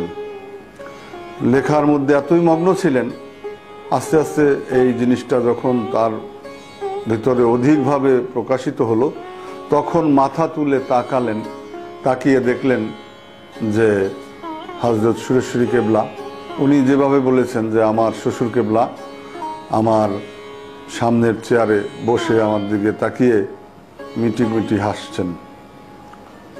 তো উনি উঠে দাঁড়িয়ে কথা বলবেন বা তাকে সালাম করবেন, এই উদ্যত হওয়ার পরে সুরেশ্বরী কেবলা ইশারায় তাকে বসতে বললেন এবং বললেন, ইশারায় বুঝিয়ে দিলেন যে তুমি তোমার কাজ করতে থাকো, তুমি মহান অলির যে জীবনী লিখতেছ আমি তোমাকে দোয়া করি। এবং উনি উপস্থিত হয়েছেন এবং এই মহান অলির জীবনীকে সমাপ্ত করার জন্য তার প্রতি ইশারা করলেন। তিনি বুঝতে পারলেন যে তার শ্বশুর কেবলা তাকে দর্শন দিয়ে গেলেন এবং এই জীবনীকে সুন্দরভাবে লেখার জন্য, মানুষের কাছে উপস্থাপন করার জন্য তার সহযোগিতা উনি পাবেন। এবং সেদিন থেকেই উনি মনে মনে ভাবলেন যে এই কিতাবখানা হযরত জান শরীফ শাহ সুরেশ্বরীকে উৎসর্গ করতে হবে, তার নামে উৎসর্গ করবেন। এবং পরবর্তীতে এই কিতাবখানা উনি লিখেছেন এবং হযরত সুরেশ্বরী কেবলার নামে উৎসর্গ করেছেন। বলে রাখা দরকার যে বাংলা ভাষায় এত তথ্যবহুল খাজা গরিব নওয়াজের জীবনী কেউ কোনোদিন লিখেননি। যারা পাঠক খাজা বাবার সম্বন্ধে জানতে চান, সঠিক তথ্য বুঝতে চান, তারা নিশ্চয়ই হযরত গোলাম মাওলা চিশতি রহমতুল্লাহ আলাইহের লিখিত এই কিতাবখানা পড়বেন। তিনি ব্যক্তিগত জীবনে, এর আগেও আমি বলে এসেছি, এক বিশেষ মোকামের অধিকারী ছিলেন, আল্লাহর ওলি ছিলেন। যে তাকে দর্শন করেছে সে কখনোই তাকে ভুলবার নয় যে তার বাহ্যিক সৌন্দর্য প্রথম দর্শনেই সেটা সাধারণ মানুষের অনুমান হয়ে যেত। তো সেই মহান অলির লেখা, এবং সেই মহান অলি ছিলেন হযরত সুরেশ্বরী কেবলার জামাতা। তিনিও তাকে, সুরেশ্বরী কেবলাকে সশরীরে দর্শন লাভ করেন। তখন সুরেশ্বরী কেবলা এই জাহেরি জগতে ছিলেন না, তিনি রুহানিয়ত জগৎ থেকেই আপন জামাতা অত্যন্ত স্নেহের মহব্বতের তাকে দর্শন দিয়েছিলেন। হযরত সুরেশ্বরী কেবলা জাহের বাতেনের সমস্ত ধন অর্জন শেষে আধ্যাত্মিকতার যখন পূর্ণ শিখরে অধিষ্ঠিত হন, তখন তিনি তার কওমের জন্য এবং মুরিদদের জন্য অনেক কিতাব লিখে যান। ইতিহাস থেকে জানা যায় যে তিনি 13খানা কিতাব ভক্তদের জন্য, আগামী প্রজন্মের জন্য, আমাদের জন্য লিখে গিয়েছেন। যে কিতাব পাঠ করলে আধ্যাত্মিক জগতের এবং তরিকত সম্বন্ধে, হকিকত সম্বন্ধে, মারেফত সম্বন্ধে, শরীয়ত সম্বন্ধে কোনো বিষয়ই আর বাদ থাকে না, পূর্ণরূপে অবগত হওয়া যায়। এবং এই তরিকত কি, কোথা থেকে আসছে, কেন প্রয়োজন, আল্লাহর নিগুর বাণী, আল্লাহর নিগুর রহস্য বোঝার একমাত্র উপায় হচ্ছে তার লিখিত কিতাব। মহান আউলিয়ায়ে কেরাম যারা এই পৃথিবীতে এসেছেন তারা অনেকেই কিতাব লিখে গেছেন আগামী প্রজন্মের জন্য, আগামী দিনের মুরিদানদের জন্য। তেমনিভাবে সুরেশ্বরী কেবলাও আমাদের সঠিক সত্য পথ পাওয়ার জন্য এই কিতাবগুলি রচনা করে যান, যেগুলি আমাদের প্রত্যেকের অত্যন্ত মনোযোগের সাথে পাঠ করা দরকার এবং এই কিতাব থেকে জ্ঞান অর্জন করা দরকার। যদি এই কিতাবগুলি আমরা পাঠ করি এবং মনোযোগ সহকারে এর ভাব অর্থ গ্রহণ করার চেষ্টা করি, নিশ্চয়ই আমাদের জন্য এবং তরিকতপন্থীদের জন্য আর অন্ধকার থাকতে পারে না। আলোয় আলোয় আলোকিত হয়ে যাবে আমাদের আগামী জীবন এবং পরকালের জীবন, এবং সত্য সুপথ নিশ্চয়ই আমরা পেয়ে যাব যদি তার লিখিত কিতাবগুলি পাঠ করি। এর মধ্যে উল্লেখযোগ্য প্রধান সমস্ত কিতাবগুলি উল্লেখযোগ্য, বিশেষভাবে কোনো কিতাবকেই আলাদা করা যায় না। এক একটা বিষয়ের উপর এক একটা কিতাবে লিখে গেছেন, উর্দু, ফার্সি, বাংলা, এই 3 ভাষায়। বর্তমানে সেগুলোকে বাংলায় রূপান্তরিত করে প্রকাশ করা হয়েছে। ভিন্ন ভিন্ন করে এই কিতাবগুলি প্রকাশিত হয়েছে সেই সুরেশ্বরী কেবলার সময় থেকেই। পাঠকদের সহজভাবে পাওয়ার জন্য এবং সুবিধার জন্য আমরা এই কিতাবগুলিকে একত্রিত করে কালামে সুরেশ্বরী নাম দিয়ে প্রকাশ করেছি। যেই কিতাবটা প্রত্যেকটি ভক্তের এবং প্রত্যেকটি তরিকতপন্থীর, সে যেই তরিকতেরই হন না কেন, তার জন্য বিশেষ উপকারী এই কালামে সুরেশ্বরী কিতাবটা সংগ্রহ করে পাঠ করা এবং এই কিতাব থেকে আল্লাহ এবং আল্লাহর রাসূলের নির্ধারিত পথকে চিনা। সুরেশ্বরী কেবলা যেই কিতাবগুলি লিখেছিলেন তা হচ্ছে নূরে হকগঞ্জে নূর, ছন্দে ছন্দে লিখেছেন উনি। সেই সময়ে মানুষ পুঁথি পাঠ করত, যার জন্য যুগ উপযোগী চিন্তা করে পুঁথির একটি সুরে এই কিতাবগুলি রচনা করেছিলেন, যেখানে কোরআন এবং হাদিসের আলোকে সমস্ত কথাই আমাদের জন্য, মুরিদদের জন্য উল্লেখ করে গেছেন। এছাড়াও লতায়েফে শাফিয়া, সফিনায়ে সফর, কাউলুল কেরাম, মদিনা কলকি অবতার, সিররে হক জামিনুর, আইন আইন, শহরে সদুর, মাতলাউল উলুম, এই কিতাবগুলি প্রকাশিত হয়েছে। নিশ্চয়ই আমরা সুরেশ্বরিয়া তরিকার লোকই নয়, শুধু যারা তরিকতপন্থী, আমি আগেও বলে এসেছি যে যারা তরিকতপন্থী, যারা আহলে বায়াতের অনুসারী, তাদের জন্য একমাত্র যুগ উপযোগী বর্তমান ওহাবি, সালাবি, নাসারা যারা আছে, এরা আবার মাথাচাড়া দিয়ে উঠেছে, উঠবে, এভাবেই চলতে থাকবে কিয়ামত অবধি। অনুগ্রহ করে কেবলা কাবা সুরেশ্বরী রচিত সমস্ত কিতাবগুলি সংগ্রহ করেন, এগুলি থেকে জ্ঞান অর্জন করেন এবং পাঠ করেন, তাহলে নিজে জানবেন, আরেকজনকে শিক্ষা দিতে পারবেন।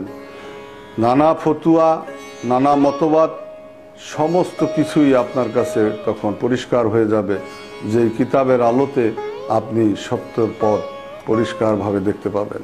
কালামে সুরেশ্বরী, কালামে সুরেশ্বরী অর্থাৎ সুরেশ্বরী কেবলার রচিত যে সমস্ত কিতাবগুলির কথা আমি আপনাদের বললাম, যে নূরে হকগঞ্জে নূর, মাতলাউল উলুম, সিররে হক জামিনুর, লতায়েফে শাফিয়া, সফিনায়ে সফর, আইন আইন, মদিনা কলকি অবতারের সফিনা, এই 7খানা কিতাব একত্রিত করে পাঠকদের সুবিধার্থে এই কালামে সুরেশ্বরী প্রকাশ করা হয়। এজন্য যে ভিন্ন ভিন্ন একটা একটা করে পাণ্ডুলিপি সংগ্রহ করা মুশকিল এবং পড়ার সময়ও ভিন্ন ভিন্ন করে খুঁজতে হয়। যেহেতু কেবলা কাবা সুরেশ্বরী প্রত্যেকটি কিতাবের নিজস্ব নাম দিয়ে গেছেন, সেই সমস্ত কিতাবগুলি একত্রিত করে একটি বইয়ের মধ্যে যখন আমরা আনলাম, তখন কি নামে প্রকাশ করা যায়, কি নাম দেব, অনেক ভেবে আমরা একটি নতুন নামে সমস্ত তার সংকলন যা কিছু উনি লিখেছেন সবগুলি কিতাব একত্রিত করে কালামে সুরেশ্বরী নামে এই কিতাবখানা প্রকাশ করা হয়। এটা যদি পাঠ করি এবং এখান থেকে আমরা যদি জ্ঞান নিই, তাহলে তরিকতের যারা বিরোধিতা করে, তরিকতকে যারা অস্বীকার করতে চায়, তাদের সাথে আলোচনা করে, তাদের সাথে বাহেস করে, তাদেরকে জবাব দেওয়ার মতো হেন বিষয় আপনার আর অজানা থাকবে না। আশা করি আমরা সবাই, প্রত্যেক তরিকতপন্থী, সে যেই তরিকারই হন, কাদরিয়া, চিস্তিয়া, মোজাদ্দিদিয়া, নকশবন্দিয়া, কার মুরিদ, কোন তরিকার মুরিদ সেটা বিষয় নয়, অর্থাৎ তরিকত সম্বন্ধে জ্ঞান অর্জন করা। যদি এইভাবে প্রত্যেকে আমরা জ্ঞান অর্জন করতে না পারি, প্রত্যেকটি মুরিদান যদি আধ্যাত্মিক এলেমে আলেম না হই, তাহলে বর্তমান বিশ্বের জাগতিক আলেমদের দাপটে একসময় এই তরিকত ধরে রাখা কঠিন হয়ে যাবে। তাই আসুন, আমার আন্তরিক আহ্বান যে আধ্যাত্মিক জ্ঞান অর্জন করি, কিতাব থেকে জ্ঞান অর্জন করি। সুরেশ্বরী কেবলার এই কিতাবগুলি পড়লে আমাদের সেই জ্ঞান হবে। অন্য কিতাব পড়বেন না সে কথা নয়, নিশ্চয়ই পড়বেন। যে জ্ঞানগুলি দরকার সেটা আমরা একসঙ্গে এই কালামে সুরেশ্বরীর মধ্যে পাই। অতএব আর কাল বিলম্ব না করে তরিকতের পথে, তরিকতের সৈনিক হিসাবে এই কিতাব সংগ্রহ করুন এবং জ্ঞান অর্জন করুন, আধ্যাত্মিক জ্ঞানে জ্ঞানী হন। সুরেশ্বরী কেবলার পবিত্র রওজার উত্তর দিকে যে দালানখানা দেখতে পাই, এটাই দায়রা শরীফ নামে পরিচিত। দায়রায় আহমদিয়া নামে এই দালানটি সুরেশ্বরী কেবলা প্রতিষ্ঠা করেছিলেন। এটা যখন শুরু হয়, প্রথম এটা টিনের ঘর ছিল। এখানেই সুরেশ্বরী কেবলা জিকির জলি, ধ্যান মোরাকবা করতেন, ভক্ত মুরিদান পরিবেষ্টিত অবস্থাতে বসতেন। সুরেশ্বরী কেবলা জাহিরিভাবে যখন ছিলেন, উনি এটা দালানে রূপান্তরিত করে যান। ইতিহাস আছে যে ময়মনসিংহের এক পূর্ণবর্তী এই দায়রায় আহমদিয়া প্রতিষ্ঠার জন্য যে হাদিয়ার প্রয়োজন হয়েছিল, এটা উনি দান করেছিলেন। এই দায়রায় আহমদিয়ার ভিতরে 3খানা কামরা আছে। সামনে একটি বড় হল রুম, তার সামনেই 3টি কামরা। তার মধ্যে মাঝখানে যে কামরা, সেই কামরাই 5টি আসন সংরক্ষিত রয়েছে। এই 5টির মধ্যে একটি বাদশাহী তক্তের মতো বড়। এই আসনটি সর্বশ্রেষ্ঠ ও সর্বশেষ নবী হজরত রাসূল করিম সাল্লাল্লাহু আলাইহি সাল্লাম, হজরত মুসা আলাইহিস সালাম, হজরত ঈসা আলাইহিস সালাম এবং হজরত দাউদ আলাইহিস সালামের রুহানির সাথে সম্পর্কযুক্ত। এছাড়া বাকি 4টি আসন হজরত বড় পীর গাউসুল আজম, মাহবুবে সোবহানি শেখ আব্দুল কাদের জিলানী রহমতুল্লিল আলাই, হজরত খাজায়ে খাজেগা গরিবে নওয়াজ মাইনুদ্দিন চিশতি রহমতুল্লিল আলাই, হজরত শেখ আহমদ শের হিন্দ ইমামে রাব্বানি মোজাদ্দেদ আল ফেসানি রহমতুল্লিল আলাই এবং নকশবন্দি বাবা বাহাউদ্দিন রহমতুল্লিল আলাইহের সাথে রুহানি সম্পর্কযুক্ত। এছাড়া এই হুজরা শরীফের শহীদ হজরত সুলতানে বেলায়েত বাংলা, অর্থাৎ বাংলার বেলায়েত সম্রাট বাবা শাহজালাল উদ্দিন ইয়ামেনি সিলেটি রহমতুল্লিল আলাই, হজরত শাহ বদিউদ্দিন কুতুবে মাদার রহমতুল্লিল আলাই ও হজরত শাহ আবু আলী কলন্দার পানিপথি রহমতুল্লিল আলাইহের রুহানি সম্পর্ক বিদ্যমান। পাঞ্জেতনে পাকের সহিত হুজরা শরীফের একটি বিশেষ রুহানি সম্পর্ক বিদ্যমান আছে। এই জন্যই স্বয়ং সুরেশ্বরী কেবলা কাবা রহমতুল্লিল আলাই এই হুজরা শরীফে মা ফাতেমা রহমতুল্লিল আলাই, ইমাম সাহেবদ্বয় ও হজরত আলী রাদিয়াল্লাহু তাআলা আনহু এর নজর নেওয়াজ অর্পণ করতেন এবং অন্যান্য বিভিন্ন ব্যক্তিদেরও অর্পণ করতে বলতেন। হজরত জান শরীফ শাহ সুরেশ্বরী কেবলা কাবা রহমতুল্লিল আলাইহের রওজা শরীফের বাঁ দিকে, রওজা শরীফের ঢোকার পথে বাঁ দিকে, অর্থাৎ বর্তমানে দক্ষিণ দিকে, দুখানা পাথর মোবারক অবস্থিত আছে। উঁচু একটি ছোট ঘরের মধ্যে, চতুর্দিক খোলা। এই পাথরগুলো এর আগে ছিল ডান দিকে, অর্থাৎ রওজা শরীফে ঢুকার ডান সাইডে। বর্তমানে এগুলো বাম দিকে, অর্থাৎ দক্ষিণ দিকে স্থাপন করা হয়েছে। এই পাথরগুলো ইতিহাস থেকে জানা যায়, বাবা জান শরীফ শাহ সুরেশ্বরী একবার শাহ আরেফিন রহমতুল্লিল আলাইহের দরবার জিয়ারতে যান। ওখান থেকে ক্ষুদ্র অবস্থায় পাঞ্জাবির পকেটে করে নিয়ে এসেছিলেন এবং রওজা শরীফের সম্মুখে স্থাপন করেন, সেখানে রেখে দেন। এগুলো কালে কালে এখন বিশাল আকার ধারণ করেছে, যে জন্য এই পাথরগুলোকে জীবন্ত পাথর বলে থাকেন সবাই। কারণ ছোট পাথর যেগুলো পাঞ্জাবির পকেটে করে এনেছিলেন, আজকে এগুলো পাথর মোবারকের এক একটির ওজন হবে 10 থেকে 12 মণ করে। ইতিহাস আছে, অনেকেই বলেছেন যে কেউ কেউ রাতের অন্ধকারে দেখেছেন পাথরগুলোকে মাঠে বিচরণ করতে। আর সবচেয়ে বড় কথা, এখনও সুরেশ্বর গ্রামে শত সহস্র লোক এরকম আছে যারা এই পাথরগুলোকে 50 বছর আগে 30 বছর আগে অনেক ছোট দেখেছেন। আমারও দিব্যি মনে পড়ে যে আমিও যখন আমি ছোট, আমি এই পাথরগুলোকে ছোটই দেখেছি। আরেকটি ইতিহাস, কবি সিরাজুল ইসলাম গীতিকার, বাংলাদেশ রেডিও টেলিভিশনের, অনেকেই হয়তো চিনে থাকবেন। উনি যখন প্রথম দরবার শরীফে হাজিরি পেশ করলেন, গভীর রাতে রওজা শরীফের সম্মুখে চত্বরে হাঁটছেন, ভাবে বিহব্বল অবস্থায় আল্লাহকে স্মরণ করছেন। তখন তিনি শুনতে পান আল্লাহু আল্লাহু জিকিরের শব্দ। উনি তাকালেন, এদিক সেদিক দেখলেন যে কে জিকির করছে, আমি তো কোনো লোকজন দেখছি না, কাদের জিকিরের শব্দ পাচ্ছি। উনি আস্তে আস্তে রওজা শরীফের দিকে কাছে এগিয়ে যেতে থাকলেন, জিকিরের শব্দ আরও বাড়তে থাকলো। তখন পাথরগুলোর দিকে লক্ষ্য করলেন, লক্ষ্য করে পাথরের কাছে যেতেই দেখলেন যে এখান থেকেই এই জিকিরের শব্দ বেরিয়ে আসছে। উনি দাঁড়িয়ে গেলেন, দাঁড়িয়ে গিয়ে অনেকক্ষণ চিন্তা করলেন যে এই তো আল্লাহর কারিশমা, আল্লাহর ওলিদের কারিশমা প্রকাশিত হচ্ছে। আস্তে আস্তে সামনে গিয়ে পাথর মোবারকে হাত দিয়ে ধরলেন। ধরার পর উনি অনুভব করলেন যে পাথরগুলো জিকির করতেছে, আস্তে আস্তে পাথরগুলি কম্পন হচ্ছে, যেটা উনি হাতে অনুভব করলেন। তারপরেই দরবার শরীফে হাজিরি পেশ করে বাবা জালাল নুরি রহমতুল্লাহ আলাইহের হাতে বায়াত হলেন এবং আধ্যাত্মিকতা মাধ্যমে খোদা প্রেমের দিকে ধাপিত হলেন।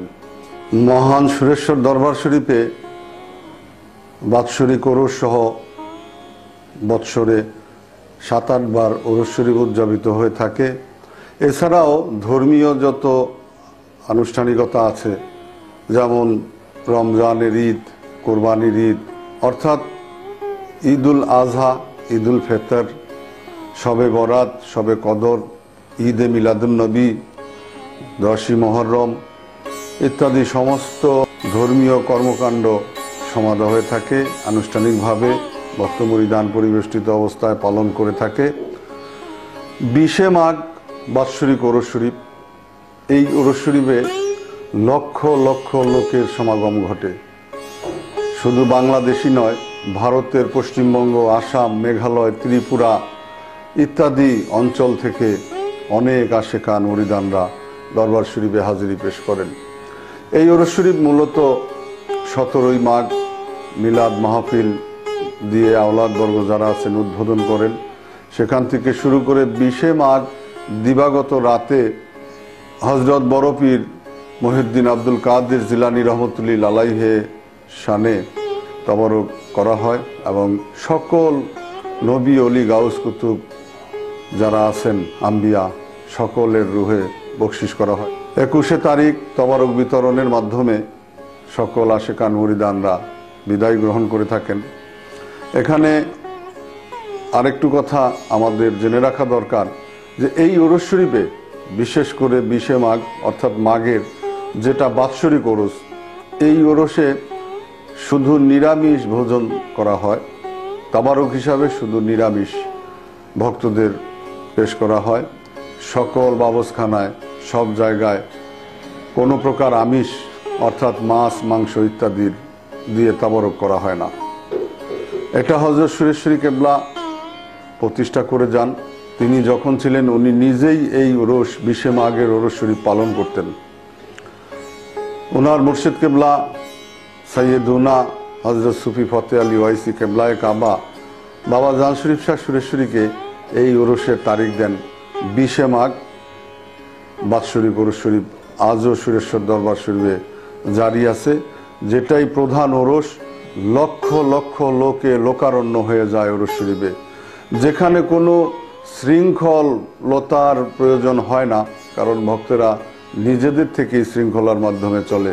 যে জায়গায় কোনো ভলান্টিয়ার্স থাকে না অথবা প্রশাসনিক কর্মকর্তা কর্মচারীদের মাধ্যমে ওরস শরীফ নিয়ন্ত্রিত পরিচালিত হয় না। এ এক লীলা, এ এক খেলা।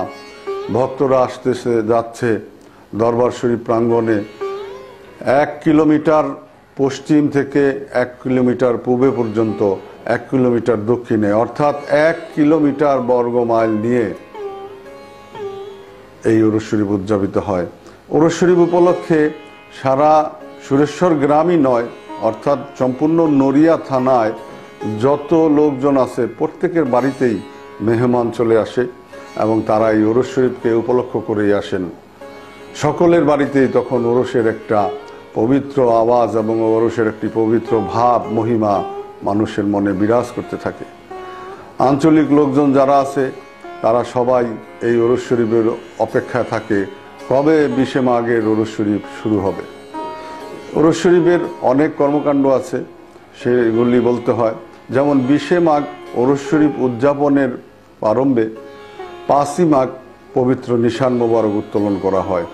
এটাও একটা বিশাল আনুষ্ঠানিকতার মাধ্যমে শুরু হয়, কেননা সকল শরীয়তপুর এলাকাবাসী যারা হযরত সুরেশ্বরী কেবলার অনুসারী আমরা আছি, এই সকল লোকজন আসে, বিদেশ থেকে কিছু কিছু লোক আসেন।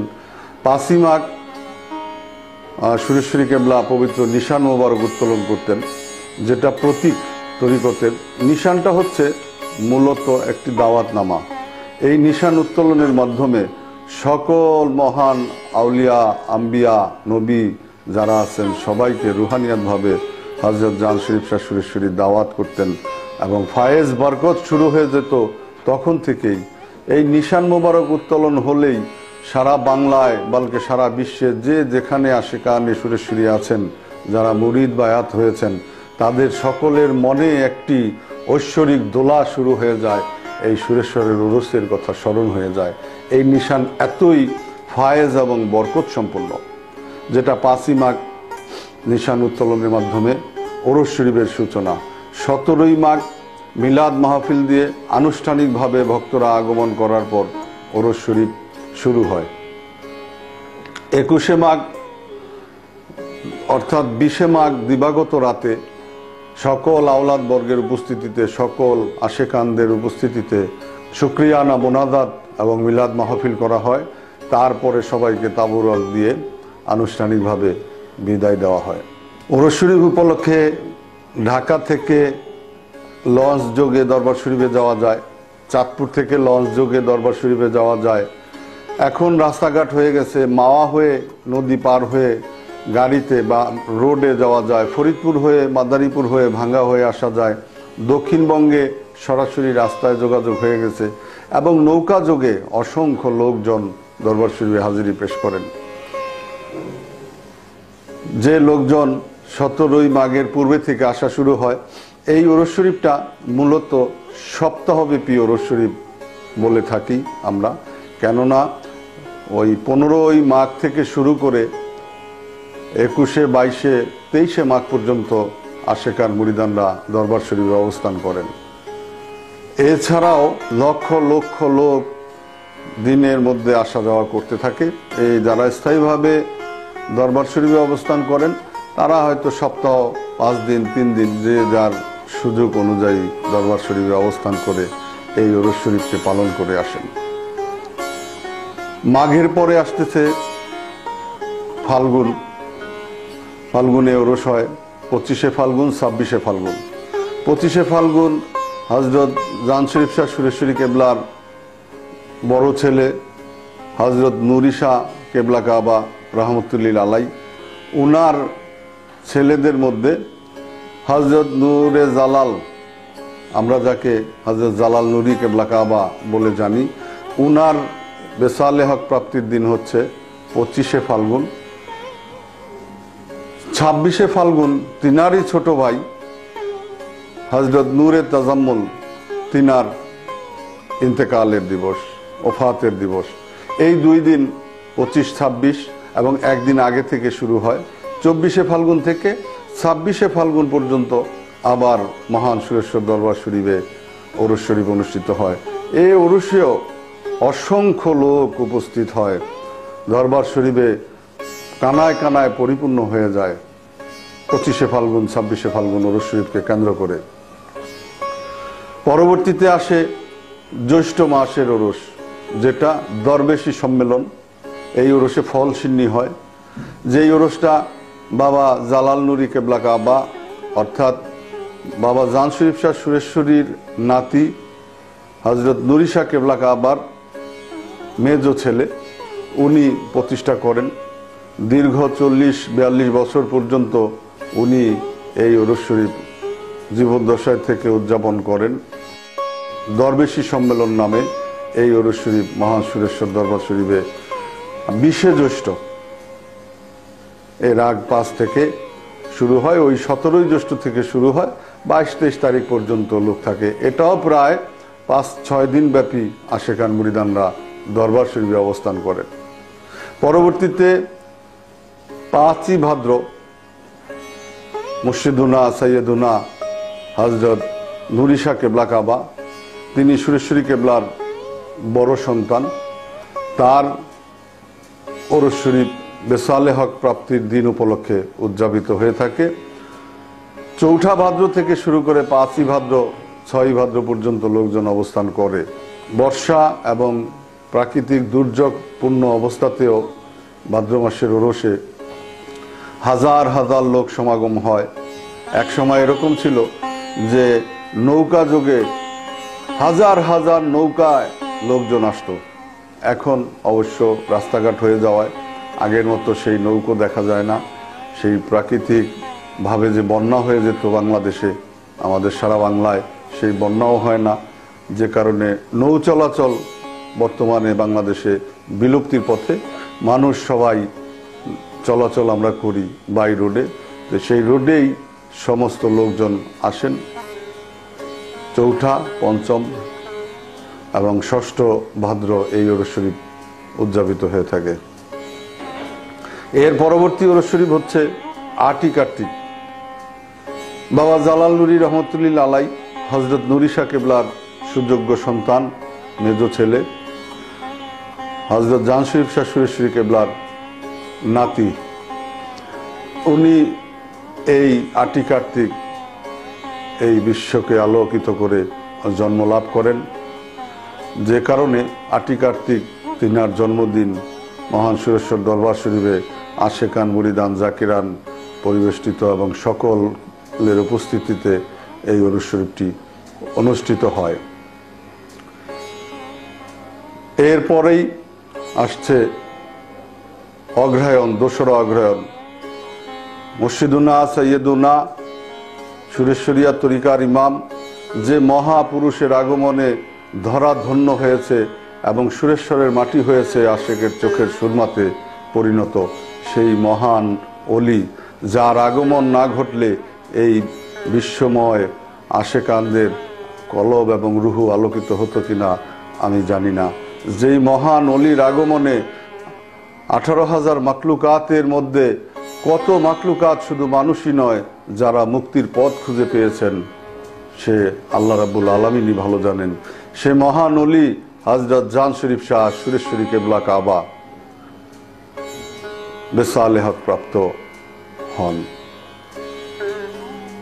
এই 2রা অগ্রহায়ণ ওরস শরীফ আগে থেকেই শুরু হয়, 2-4 দিন আগে থেকেই শুরু হয়, 2-3 দিন পর পর্যন্ত অবস্থান করে। যেই মহান ওরস শরীফে লক্ষ লক্ষ লোক সমাগম ঘটে, যেটা মূল কেবলা কাবা সুরেশ্বরী কেবলার ওফাত তারিখ। এর পরবর্তীতেই মাঘের ওরস, যে কথা আমি প্রথমেই বলে এসছি। এই হচ্ছে মহান সুরেশ্বর দরবার শরীফে ওরস পালিত হয়। 26শে আষাঢ় হযরত নূর ঈসা কেবলা কাবার সন্তানদের মধ্যে হযরত বেলায়েত হোসেন ওরফে লাল মিয়া শাহ, তিনার ইন্তেকাল এবং ওফাতের তারিখ 26শে আষাঢ়।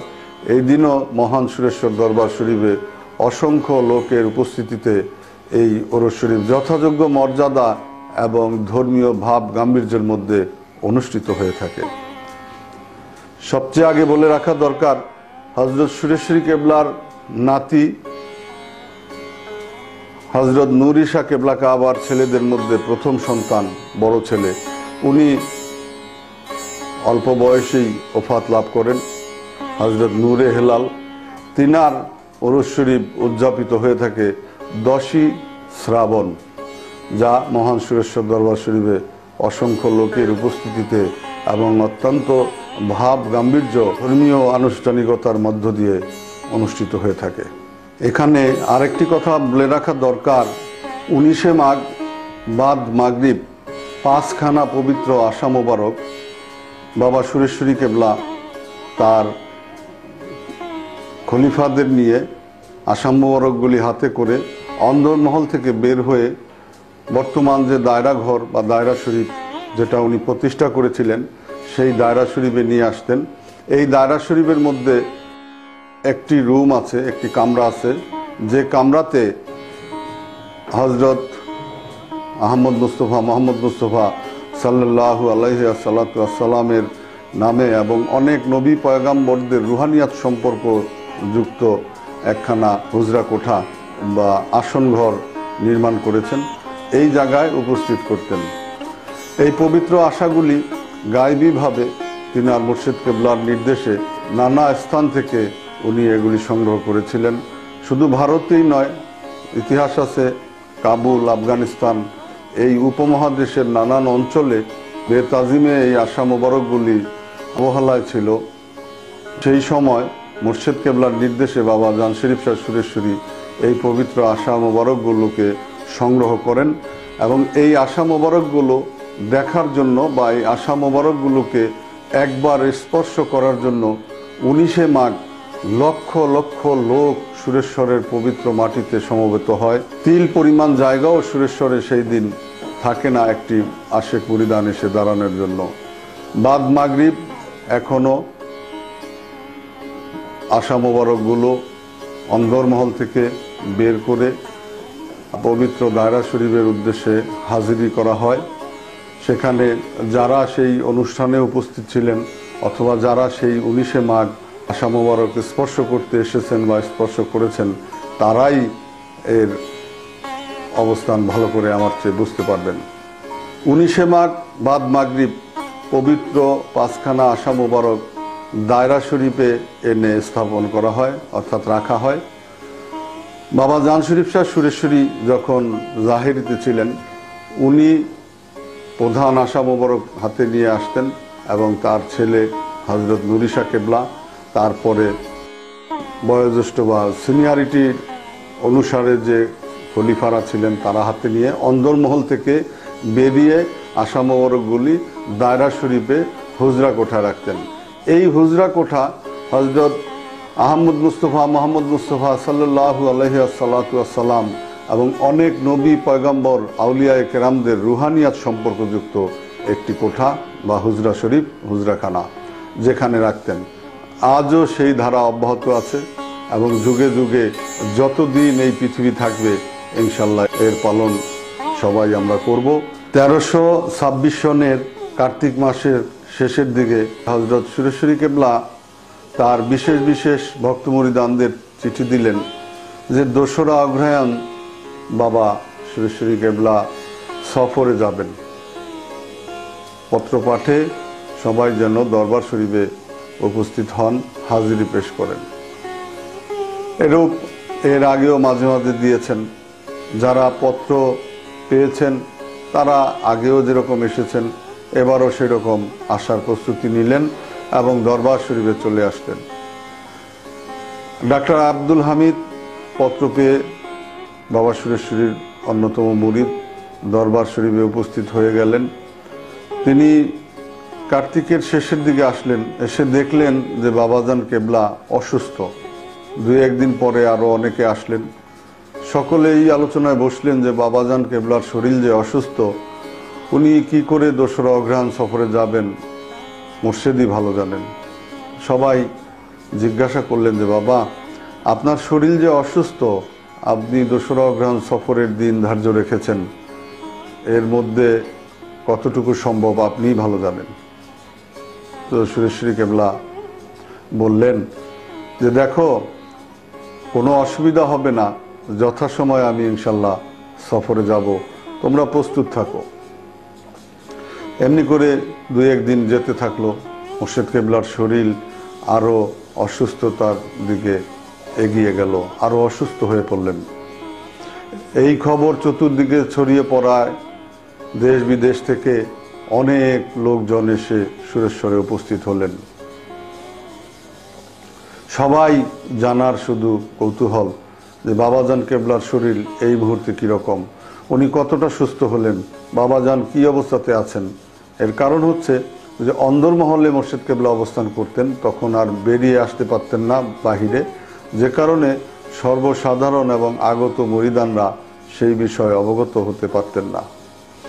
একমাত্র ডাক্তার আব্দুল হামিদ উনি বাড়িতে প্রবেশ করতেন, অন্দরমহলে প্রবেশ করতেন, তিনি এসে সবাইকে আশ্বস্ত করতেন যে বাবাজান কেবলার আজকে এই মুহূর্তে এই অবস্থা। এভাবে 2রা অগ্রহায়ণ চলে আসলো। ঠিকই 2রা অগ্রহায়ণ 1326 সনের 2রা অগ্রহায়ণ বেলা 5টা 27 মিনিটে এই মহাসাধক মহাতাপস 14 শতকের মোজাদ্দেদ বাবা জান শরীফ শাহ সুরেশ্বরী বেসালেহাত প্রাপ্তি লাভ করেন। এই খবর ছড়িয়ে পড়ায় সারা বাংলার আনাচে কানাচ থেকে লোকজন এসে মহান সুরেশ্বর দরবার শরীফে কান্নায় জিকিরে গগন বিদারী এক ভাব গাম্ভীর্যের সৃষ্টি করে ফেলল। সকলেই হায় জানু ইয়া জানু এই শব্দে কান্নাকাটি করতে থাকলো। আশেকের বুক ফাটা কান্নার চিৎকার এবং আর্তনাদে সুরেশ্বরের আকাশ বাতাস প্রকৃতি সবাই যেন ভারী হয়ে উঠল। প্রকৃতিও যেন মুর্শিদের বিরহে, এই মহান অলির বিরহে কান্নায় ভেঙে পড়ছে। সবাই তখন সেটা অবলোকন করল। বাবাজান কেবলা সুরেশ্বরী কিছু পশু পাখি পোষতেন, তার মধ্যে শালিক পোষতেন। সেই শালিকটি মুর্শিদ কেবলার ইন্তেকাল হয়ে যাওয়ার সাথে সাথেই খাঁচার মধ্যে চিৎকার করে কান্না করতে থাকলো এবং শালিকটিও ইয়া জানু ইয়া জানু ইয়া জানু ইয়া জানু এই চিৎকার করতে থাকলো, বাবা জানু বলতে থাকলো। এবং খাঁচায় এপাশ থেকে ওপাশ, ওপাশ থেকে এপাশ ঝাপটাঝাপটি করতে করতে কোনো এক সময় এই শালিকটিও মুর্শিদের বিরহের মৃত্যু কোলে ঢলে পড়ল। আমরা জানি বাবা সুরেশ্বরী কেবলা ঘোড়ায় আরোহণ করতেন। ঘোড়াই ছিল তখনকার একটি বাহন। ওনার একটি ঘোড়া ছিল, যেই ঘোড়াটি সুরেশ্বরী কেবলাকে যখন বিদায়ের সাজে সাজিয়ে দাফনের পূর্ব মুহূর্তে জানাজার জন্য সকল ভক্ত মুরিদানদের মাঝে উপস্থিত করা হলো, তখন ঘোড়া দড়ি ছিঁড়ে এসে চিৎকার করে মুর্শিদ কেবলা বাবা সুরেশ্বরীর দেহ মোবারকের পাশে তওয়াফ করতে থাকলো এবং মাথা থেকে পা পর্যন্ত 3-4 বার ওই ঘ্রাণ নিতে চেষ্টা করতেছিল, ঘ্রাণ নিল এবং ঘোড়া চিৎকার করতে করতে মাঠে চলে গেল। 2 পা উপর দিকে তুলে উচ্চ স্বরে চিৎকার করে কোনো এক সময়ে সেই ঘোড়াটিও মাটিতে লুটিয়ে পড়ল এবং মৃত্যুবরণ করল।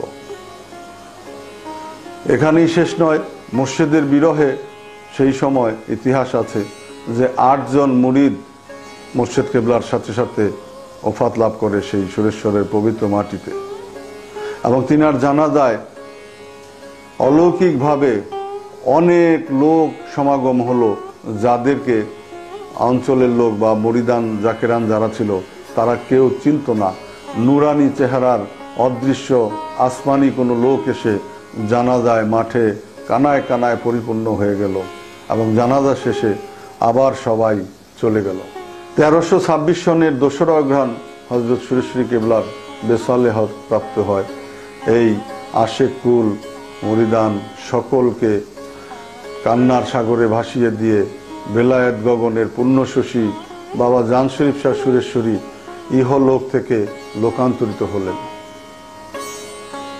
এখানে আমাদের জেনে রাখা দরকার যে পূর্ণ 63 বছর বয়সে হযরত জান শরীফ শাহ সুরেশ্বরী ওফাত লাভ করেন। 1263 সনের 2রা অগ্রহায়ণ সোমবার সুবহে সাদেকের সময় এই মহা অলি এই পৃথিবীতে আবির্ভূত হন এবং ঠিক 63 বছর পূর্ণ করে 1326 সনের 2রা অগ্রহায়ণ বেলা 5টা 27 মিনিটে উনি লোকান্তরিত হন। আমরা জানি যে আমাদের দয়াল নবী মোহাম্মদ মুস্তফা হুজুরপুর নূর সাল্লাল্লাহু আলাইহি ওয়াসাল্লাম একই দিন এই পৃথিবীতে এসেছেন এবং একই দিন এই পৃথিবী থেকে বিদায় এবং ওফাত লাভ করেছেন, যেটা 12ই রবিউল আউয়াল। এবং তার সাথে মিল রেখে হযরত বড় পীর মহিউদ্দিন আব্দুল কাদের জিলানী রহমতুল্লাহ আলাই একই দিন এই পৃথিবীতে এসেছেন। একই দিন মানে সেই তারিখেই আবার উনি এই পৃথিবী থেকে বিদায় লাভ করেছেন, বেসালে হক প্রাপ্ত হয়েছেন পূর্ণ 63 বছর বয়সে। এখানে একটি সেকেন্ডও বেশ কম ছিল না। ঠিক তদ্রূপ এই মহান অলি, প্রখ্যাত অলি, 14 শতকের মুজাদ্দেদ বাবা জান শরীফ শাহ সুরেশ্বরী 1263 সনের 2রা অগ্রহায়ণ জন্ম লাভ করেন এবং 1326 সনের 2রা অগ্রহায়ণ উনি ওফাত লাভ করেন। সুবহানাল্লাহ, সুবহানাল্লাহ। এবং পূর্ণ 63 বছর হয়, যে জন্য 2রা অগ্রহায়ণের ওরস শরীফ সকালবেলা অর্থাৎ জোহরের পূর্বে 12টার পূর্বে পর্যন্ত তার জন্মদিন পালিত হয় এবং বাদ জোহর থেকে তার ইন্তেকালের অর্থাৎ বেসালে হকের আনুষ্ঠানিকতা শুরু হয়। একই দিন এই মহাপুরুষের ধরাতে আগমন এবং ধরা থেকে বিদায়। হযরত সুরেশ্বরী কেবলার 5 কন্যা 2 ছেলে ছিলেন। জ্যেষ্ঠ ছেলে কুতুবে রাব্বানী হযরত মাওলানা শাহ সুফি সৈয়দ আব্দুল হাই ওরফে নুরি শাহ বাবা ছিলেন সুরেশ্বরী কেবলার বড় ছেলে এবং কনিষ্ঠ সন্তান ছিলেন হযরত শাহ সুফি কলিম শাহ। বড় ছেলে হযরত নুরি শাহ কেবলা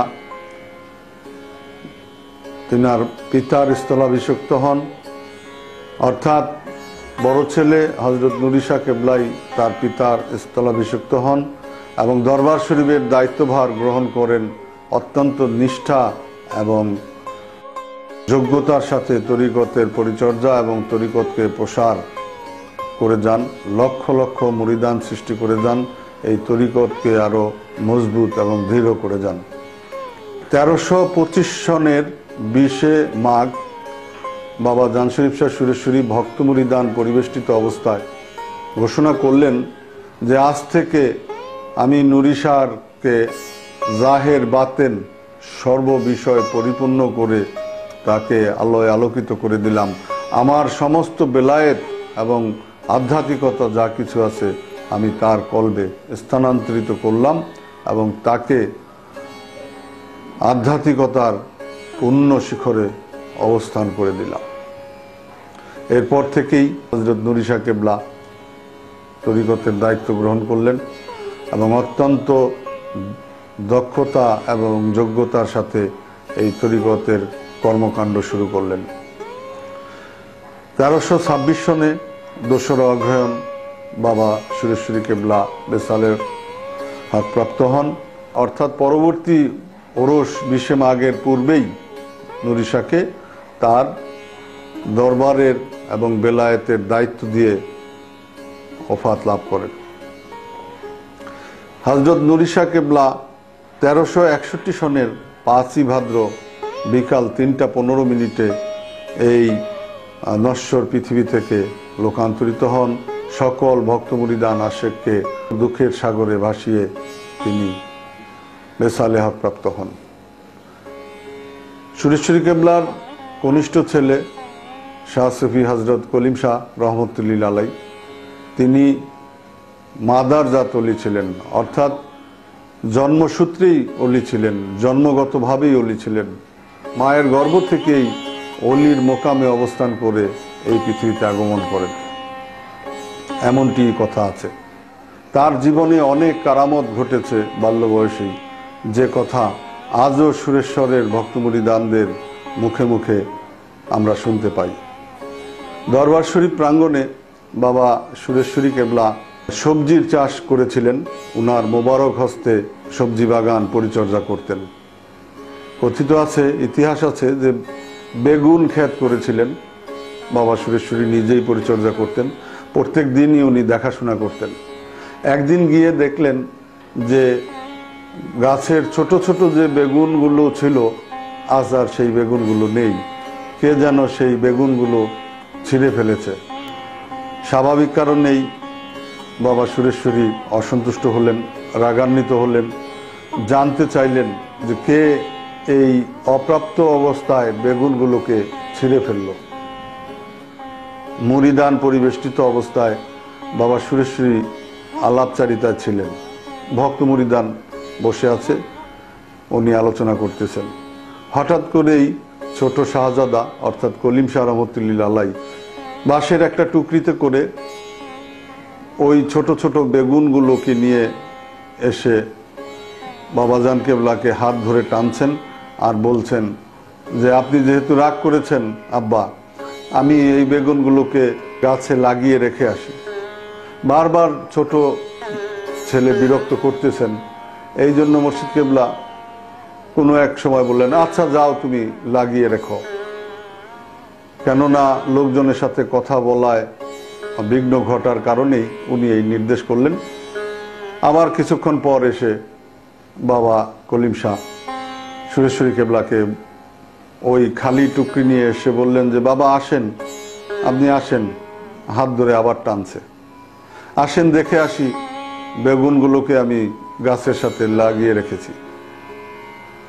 তো ছোট্ট ছেলের বারবার টানাটানিতে মুর্শিদ কেবলা তার হাত থেকে রক্ষা পাওয়ার জন্য, তার মনকে রক্ষা করার জন্য সাথে আসলেন। এসে দেখলেন যে সত্যি সত্যি বেগুনগুলো গাছে লেগে আছে। যেই বেগুনের বোটাগুলো মুর্শিদ কেবলা বা বাবা সুরেশ্বরী কেবলা দেখে গিয়েছিলেন যে ছিঁড়ে ফেলা হয়েছিল, একটি বোটাও খালি নেই, প্রত্যেকটা বোটাতে বেগুন ধরে আছে। তিনার আর বুঝতে বাকি থাকলো না। তিনি জিজ্ঞাসা করলেন যে তুমি এটা কিভাবে সম্ভব করলে? হযরত কলিম শাহ রহমতুল্লাহ আলাইহি উত্তর করলেন যে আমি এসে গাছগুলোকে বললাম যে আমার বাবা, আমি গাছগুলো থেকে এই বেগুন ছিঁড়াতে কষ্ট পেয়েছেন, উনি রাগ করেছেন, তোমরা বেগুনগুলোকে ফিরিয়ে নাও, গাছের বোটায় আবার যেমনি গড়েছিল সেমনিভাবে বেগুনগুলোকে তোমরা ধরে রাখো, বেগুন তোমাদের অবস্থানে তোমরা চলে যাও। আমার আব্বা হুজুর রাগ করেছেন, উনি গোসা করেছেন, আমি ভুল করেছি, তোমরা বেগুনগুলোকে গ্রহণ করো এবং গাছে লেগে যাও। তখনই বেগুনগুলো গাছে লেগে গেল। সুরেশ্বরী কেবলা আবার পুত্রের দিকে তাকালেন, তাকিয়ে ভাবলেন এবং উনি বললেন যে একই জঙ্গলে দুই বাঘ কি করে থাকে? এই কথা এবং এই ইতিহাস আজও সুরেশ্বরের প্রত্যেকটি ভক্ত মুরিদান জানে এবং মুখে মুখে হযরত কলিম শাহ রহমতুল্লাহ আলাইহির অসংখ্য কারামতির কথা বর্ণনা করে। শুধু তাই নয়, ওই ভক্তরা কাঠল নিয়ে আসতো, ভক্তরা কলা নিয়ে আসতো, সেই সমস্ত কাঁচা কাঠলকে পাকিয়েছেন, পাকা কলাকে কাঁচা করেছেন। অনেক কাহিনী বা অনেক মাজেজা হযরত কলিম শাহ আছে, যে প্রসঙ্গে বলতে হলে ওনারই একটি পূর্ণ জীবনীর দরকার। হযরত নূর শাহ রহমতুল্লাহ আলাইহির সন্তানদের মধ্যে মেজ সন্তান ছিলেন হযরত শাহ সুফি সৈয়দ জালাল নুরি রহমতুল্লাহ আলাই, শামসুল আরেফিন, রফিকুস সালেকিন, কুতুবুল আফতাব হযরত মাওলানা সৈয়দ শাহ সুফি জালাল নুরি। বাংলা 1328 সালের 8ই কার্তিক জন্মগ্রহণ করেন। অল্প বয়সেই তিনি মাদ্রাসার শিক্ষা সমাপ্ত করে তরিকতের খেদমতে নিয়োজিত হন। উনি অত্যন্ত সাধক পুরুষ ছিলেন।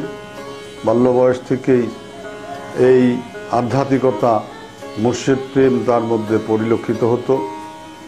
তিনি গভীর রাতে জঙ্গলের মধ্যে ইবাদতে নিয়োজিত থাকতেন। মধুর সুরে বাঁশি বাজাতেন, যে বাঁশির শব্দে বনের পশু পাখি মানুষ আকৃষ্ট হতো। কারো বুঝতে বাকি থাকতো না এই গভীর রাতে গহীন জঙ্গলের মধ্যে বাবা জালাল নুরি বাঁশি বাজাচ্ছেন। তার বাঁশির সুরে ভাবুকের মনে চরম ভাবের উদয় হতো। সুরেশ্বরী কেবলা হযরত নুরি শাহ কেবলাকে বলেছিলেন যে তোমার দ্বিতীয় সন্তান যে হবে ছেলে, ওর নাম জালাল নুরি আমি রেখে গেলাম।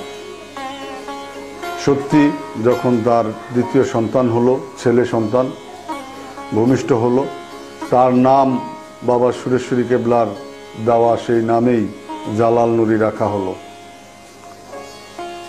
এমনিভাবে যখন দিন যেতে থাকলো, হজরত নূর শাহ কেবলার বেসালের 1 বছর পূর্বে 1360 সনের 20 মাঘ ভক্ত মুরিদান পরিবেষ্টিত অবস্থায় আলাপচারিতায় ব্যস্ত ছিলেন।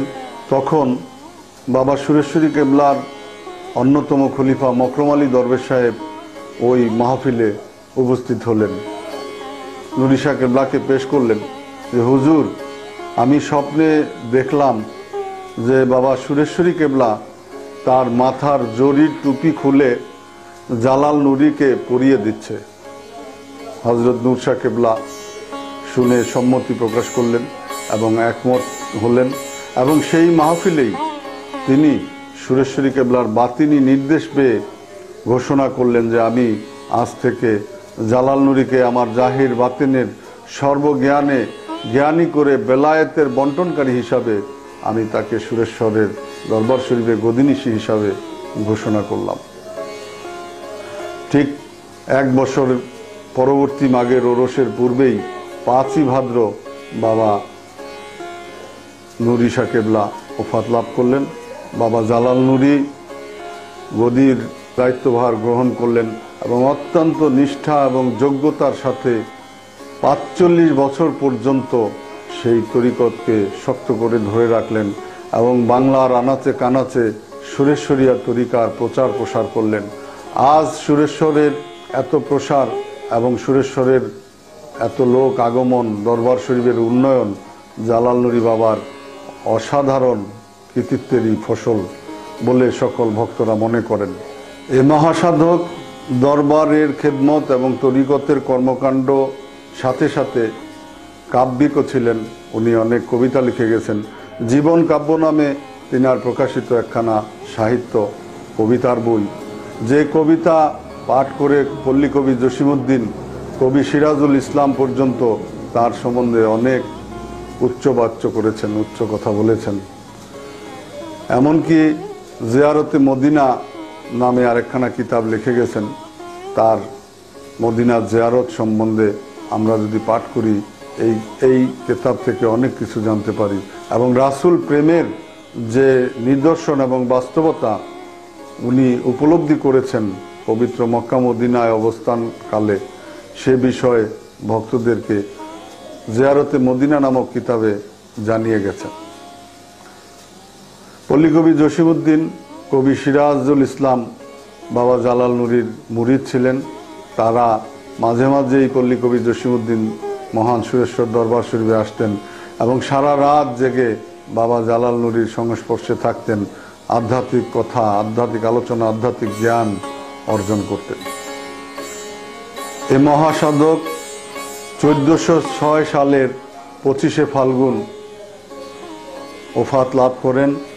79 বৎসর হায়াতে থেকে লক্ষ লক্ষ ভক্ত মুরিদান এবং সুরেশ্বরিয়া তরিকার প্রচার প্রসার করে যান।